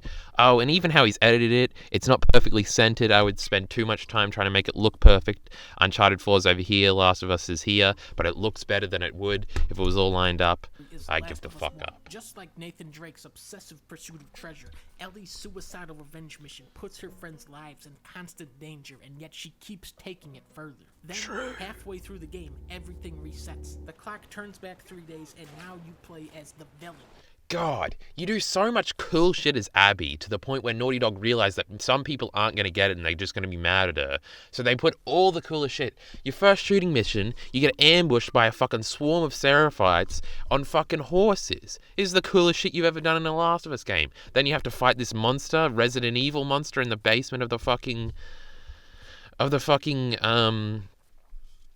hospital of Ground Zero, and then you have to fight Ellie as a boss. That parallels the first game where it was David. I think it was David. Yeah, that was his name. He was hunting Ellie in the similar boss battle, but now Ellie has become David to Abby. It's like, it's all coming full circle. The people that think it's like disrespecting the first game or forgot what made it good are like the dumbest fucking people on this planet. I hate them so much. Abby, who is a hardened killer that starts to reconnect with her lost humanity thanks to the innocence of her child companion. Sound like anybody you know? It's obvious. He doesn't even, like, that would be the main conclusion of my fucking video. I would build everything up to making this one point about how Abby is actually like Joel and the more similar to her than Ellie ever could be. And he just did it like one flash, and people didn't even realize he'd done it unless they were fucking paying attention, so they can't get mad at it. Sound like anybody you know? It's obvious they are going to try and humanize and develop all these characters now, looking from the other side, and at first you reject them. You go, fuck these guys. I don't care about them. They killed Joel. True. Some people just didn't get past this part because they're fucking idiots. Except for the dog. I like him. But as you keep playing, eventually... That was the biggest realization of, holy fuck, the dog that I've been playing with this whole time, I fucking remember just now. I had forgotten, but now I remember. I killed that fucking dog when I first got into the fucking aquarium. Sad times. Alice, I remember the dog's name. You find yourself getting... You fucking crawl over sky bridges as fucking Abby. All the coolest gameplay stuff is with fucking Abby. This shit was so cool. Find yourself getting wrapped up in their drama. The moment where they really got me was this sniper fight. This battle goes... Yes, it's so good. It parallels the first game again because it's another sniper fight, but this time it's Tommy, and I figured out it was Tommy beforehand because I'm not a fucking idiot. But most people wouldn't, and they realize, holy shit, the person that's been frustrating me this entire time is fucking Tommy, who we're supposed to like. He's a character from the first game that we all love, Joel's brother. but then you're like, oh, they're incorporating your frustrations in gameplay because he's like overpowered and you will die here multiple times, and it goes on for a pretty long while, and then he fucks with you sending infected after you. And this is also previewed in an earlier flashback mission where you snipe zombies from afar as Ellie with Tommy. It's so perfect. Plus the parallel to the first game. And it makes you in the gameplay hate him as well because he's frustrating you, and that comes over well when you have to hate him because you're from Abby's perspective. It all ties in on 5 different layers. But this dumb fuck in my comment section was like, the characters were pretty dull, bro. So long that you really come to hate this fucking sniper guy, but by the time you reach him, you realize, wait a minute, no, I really like that guy. Ellie's side of the story is very focused and simple. Abby's side is messy and complicated with a bunch of new characters. You get to run through a war zone, a burning down fucking country city over here, while warring factions going around you, and you can slowly kill them both off as you progress through. Fucking cool as fuck. It's very entertaining trying to connect the dots between both sides of the story, and I imagine there's a lot of details you won't even catch until you go back and play through it again. True. A character you've already encountered as Ellie will show up in the back half of the game, and you'll go, The hey, fucking girl with the PS Vita. I remember that guy.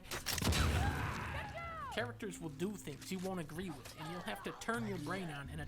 The way, I can't do this because I have to make the points in the script because I'm not thinking about the editing until after I fucking recorded and audio edited. But how he did that gag just now is he wrote something in the script and then he didn't finish the point, and he finished his point visually. I never do this shit where you incorporate like the editing to actually help make the point. At all, sometimes I'm like, I put a little annotation on screen that like supports the point as well. Attempt to empathize with them. In the world of Ooh, we're Last going of Us flat. Part 2, one hateful act begets another, but a selfless act can also be contagious. Somehow I didn't think about that either, which was fucking...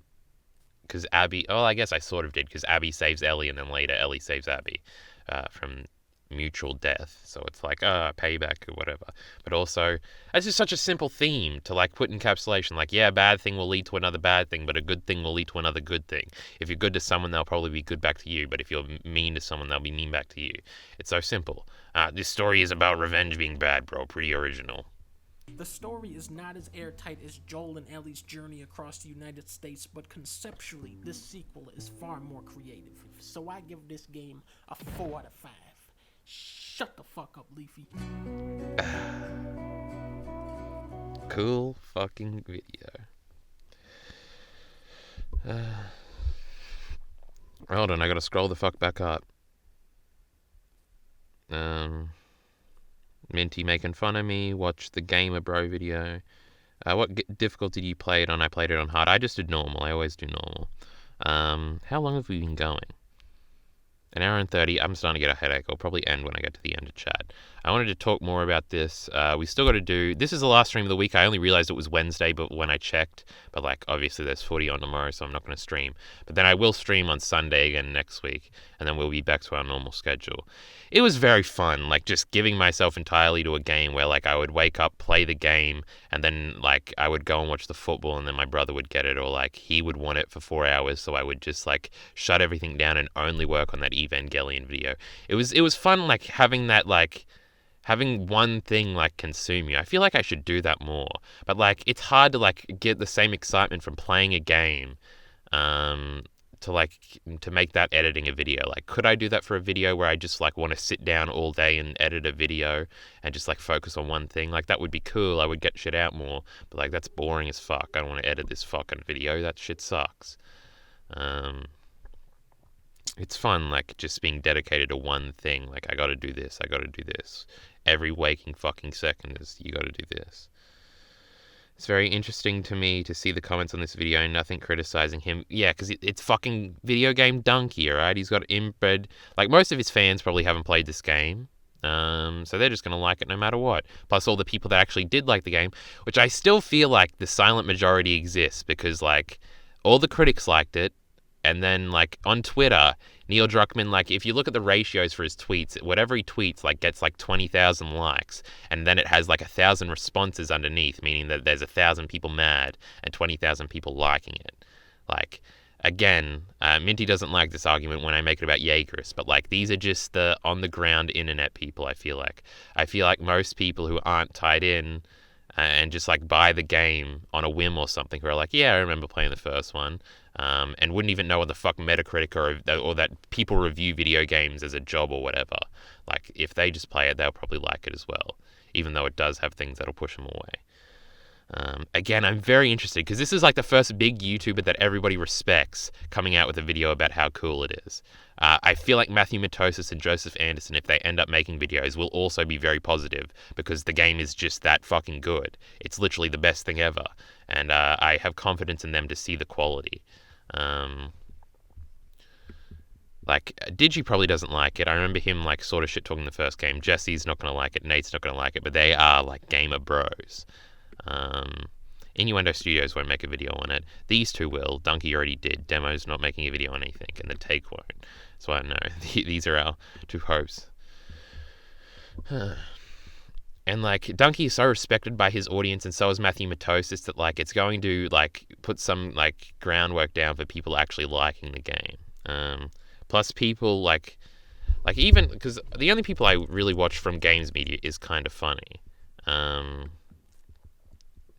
I don't think Colin put out a review of it yet, which is interesting. I wonder what he'll do, because he's like a conservative bloke. But if we look, the likes and dislikes on this is even bad. But that's like, people like to shit on Kind of Funny no matter what anyway, because they've made enemies over the years. Joel deserved better, a failure in storytelling. God. Even analysis video people that make analysis videos are now like these normie morons. Like, ugh. What about the main review? What's this one looking like? See, this one's a lot more positive, but this is because this one came out before the game came out, like 2 weeks.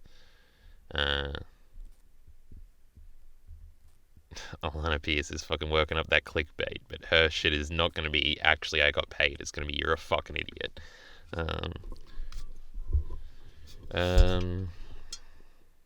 Nothing criticizing him, not anything even agreeing with him either, just sort of irrelevant jokes about the giraffe. Every popular YouTuber, there's a lot of like popular YouTubers where their comment sections are complete garbage because they're just in jokes every time. Again, Destiny, every fucking comment on every Destiny video is something in this debate. It's like so fucking cringe and terrible. Every Anthony Fantano video underneath it is going to be something about calling him a melon in some way that relates to whatever the video is about. It's cringe, it's terrible, all jokes are bad, all memes are bad, I hate them all. There's other people that are like this where like their comment sections are never about the video, it's just someone like fishing for likes. I think they do it professionally because they know what the audience is going to like want to be reinforced in every fucking comment section. It sucks. Well, yeah, the game still builds itself on the previous foundations, but I guess I wouldn't be mad if no one saw. I wouldn't be mad if no one saw it coming. I think a lot of the criticism comes from the fact that no one expected specifically a story about the cycle of hatred. Well, Neil Druckmann said after the first trailer aired in 2016. I remember watching this like panel after that at PSX 2016 when the game's first thing came out, where he said the first game was about love and the second game is about hatred. So everybody, if they had looked into it at all, would have known that already, and I feel like that was pretty evident from the trailers, so I don't know about all that. I would honestly see it coming, but I'm glad they did. Also, the line was, imagine getting mad at a game instead of giving the game the emotion to manipulate, or something similar. Yeah. I have had the exact same thought as you, Kyle, with watching other videos, and they consciously just make a point, whereas I would spend ages trying to justify it. It's just me like trying. I feel like this is because he must have done this before, because when I do that, it's like in anticipation of like criticism I'm going to get in the comments, where I'm like, all right, they're not going to be able to leave stupid fucking comments if I already take the arguments they're going to make in these comments and address them in the videos. But then they just make the fucking comments anyway and just say, well, I really wouldn't call Aaron the villain, even though there's like a big section of that video talking about how Aaron is literally the villain and how you shouldn't comment this. People are just going to comment it because either they're going to comment before they finish the video, they're not going to finish the video at all, or they just were ignoring you, or they just want to make the point again because they will find a way to disagree with the reasoning. And I feel like Donkey's learned this, and he's learned to streamline this. Like, he's not in his comments responding to anybody. And eventually I'll get there where I'll just give up on people trying to get it and just hope that the people who aren't commenting just get it.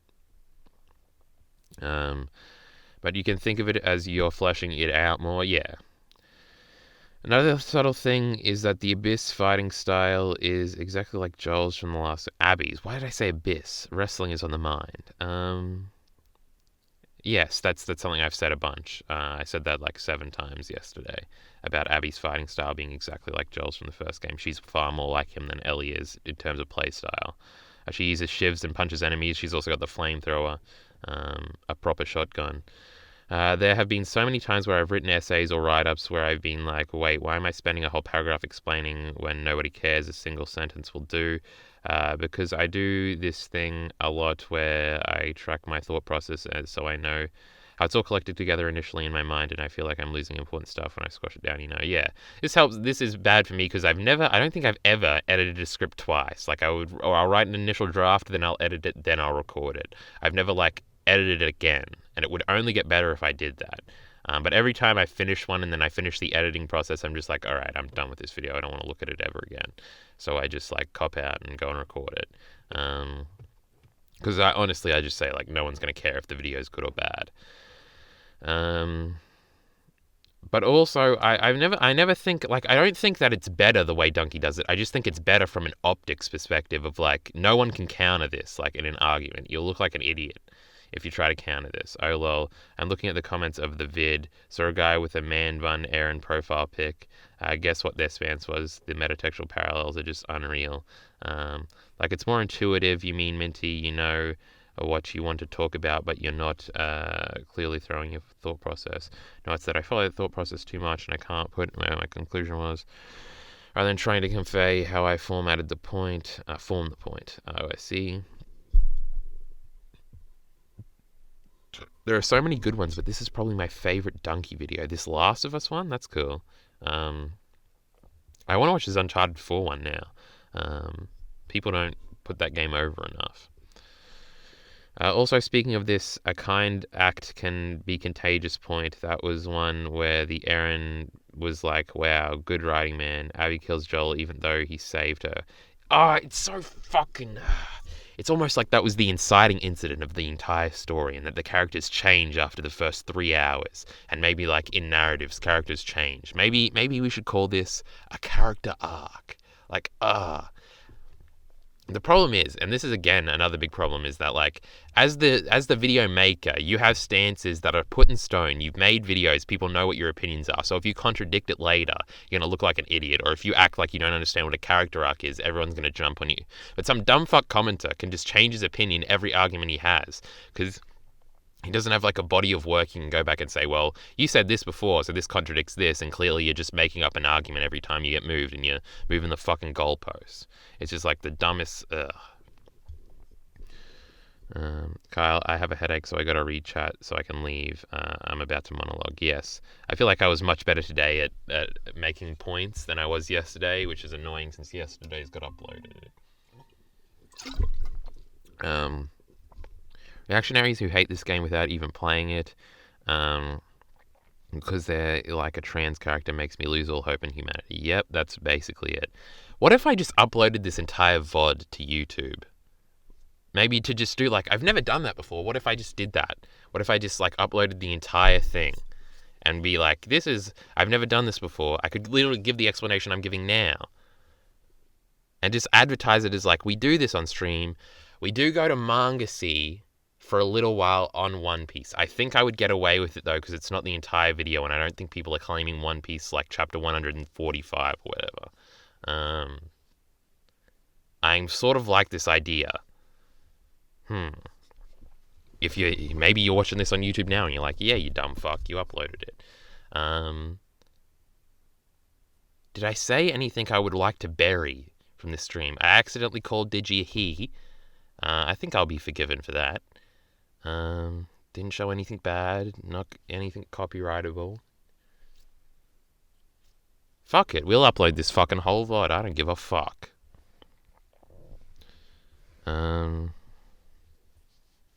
Kyle, that contradicts your point. You can't say both people don't like The Last of Us 2 because the normies have infested the internet, and the normies like Last of Us 2.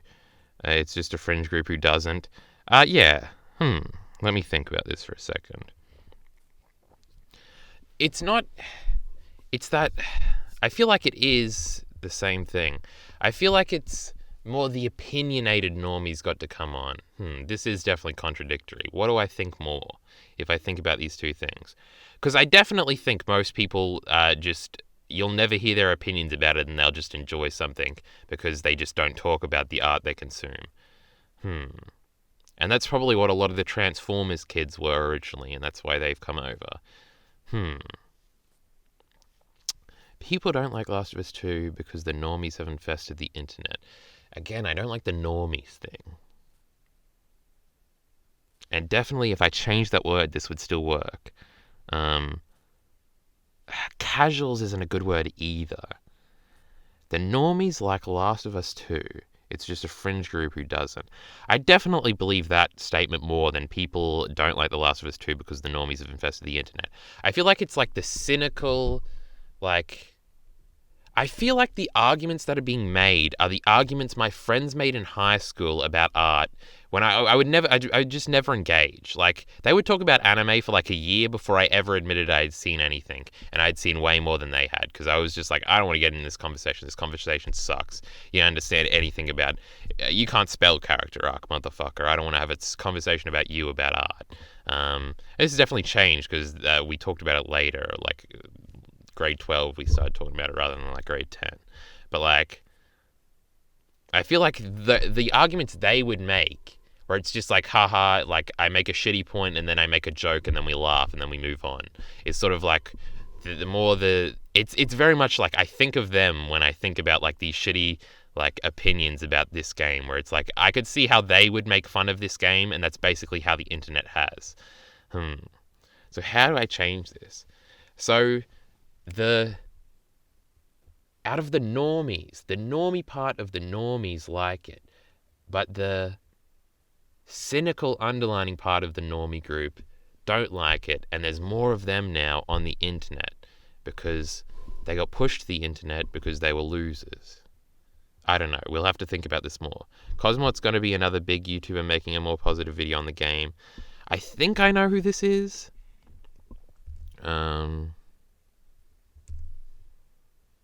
Hold on. Yeah, I think I know what this is. This is the dude that made like a Dragon Ball video. Yeah, I know who this dude is. I don't know. Sometimes I see his thumbnails and I'm like, yeah. Yeah, I remember this one. I don't know. Sometimes I disagree with this dude. But I don't know. I didn't know that he liked it. I need to hear from those girls from The Take talking about the cycle of violence. I would coom everywhere. Jesus Christ, Minty. Pretty much every YouTuber has a big comment section once they get big enough. Enjoy yours while it lasts. We'll see. I've thought about this in terms of Twitch, where I was like, because big Twitch streamers, it's just people spamming emotes. If we ever got to like the point where we had 1,000 concurrent viewers, I would just ban all emotes and say you have to like type something that's like 3 sentences long, or you don't get to type in chat. Like, I would get rid of that shit quick. I would hate that more than like a big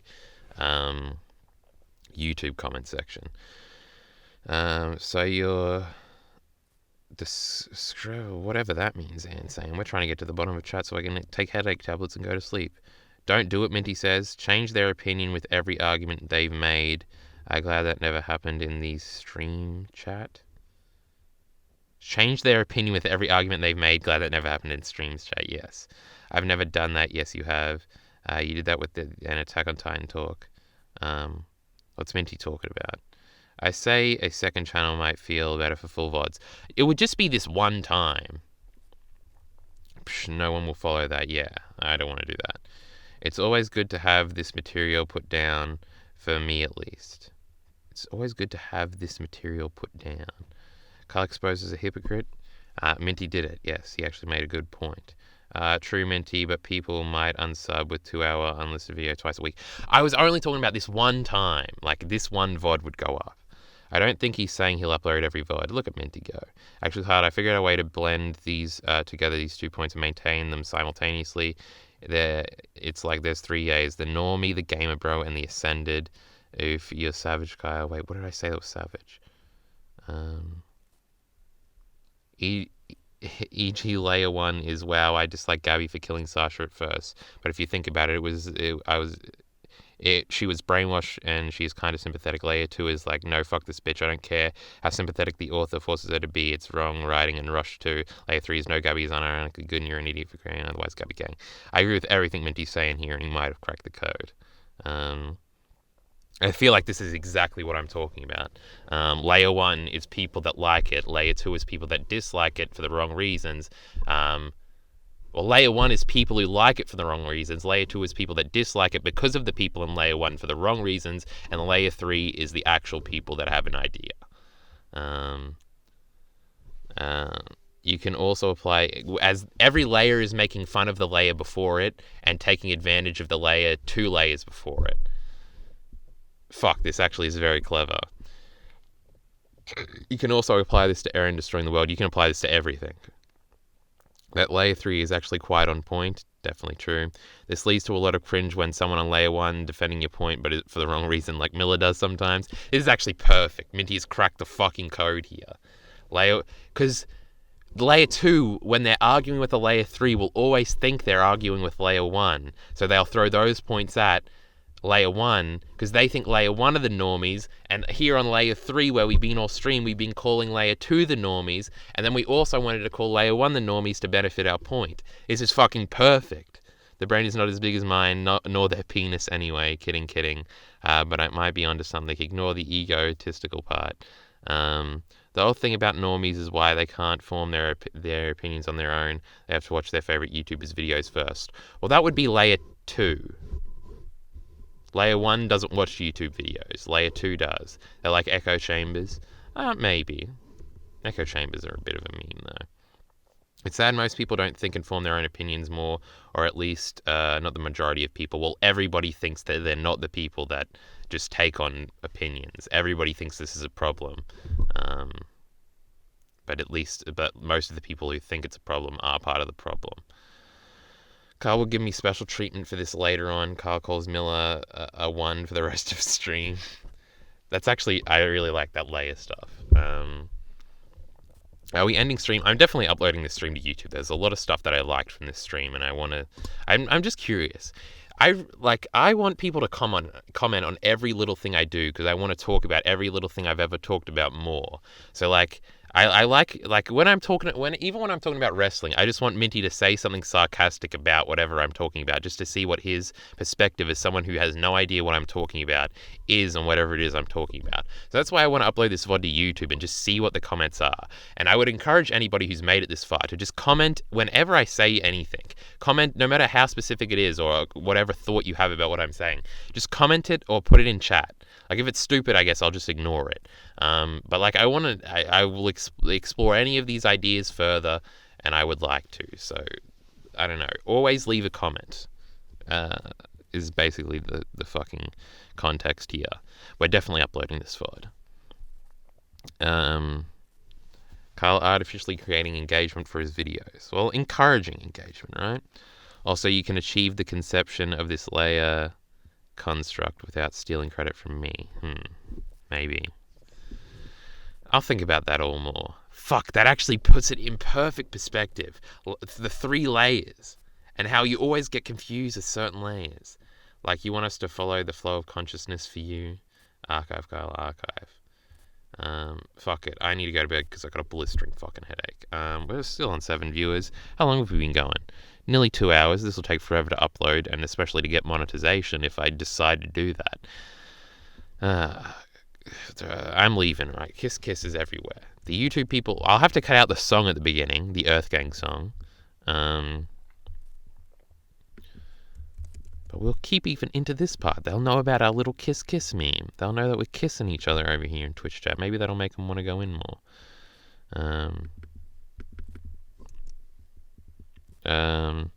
Piss piss too soon. Sounds weird out of context, kiss kiss. Fuck. Got a massive headache. Alright, I'm leaving. Do I say support links in the description below? Thanks? Well, I guess I just did. But get the fuck out of here. I'm ending stream.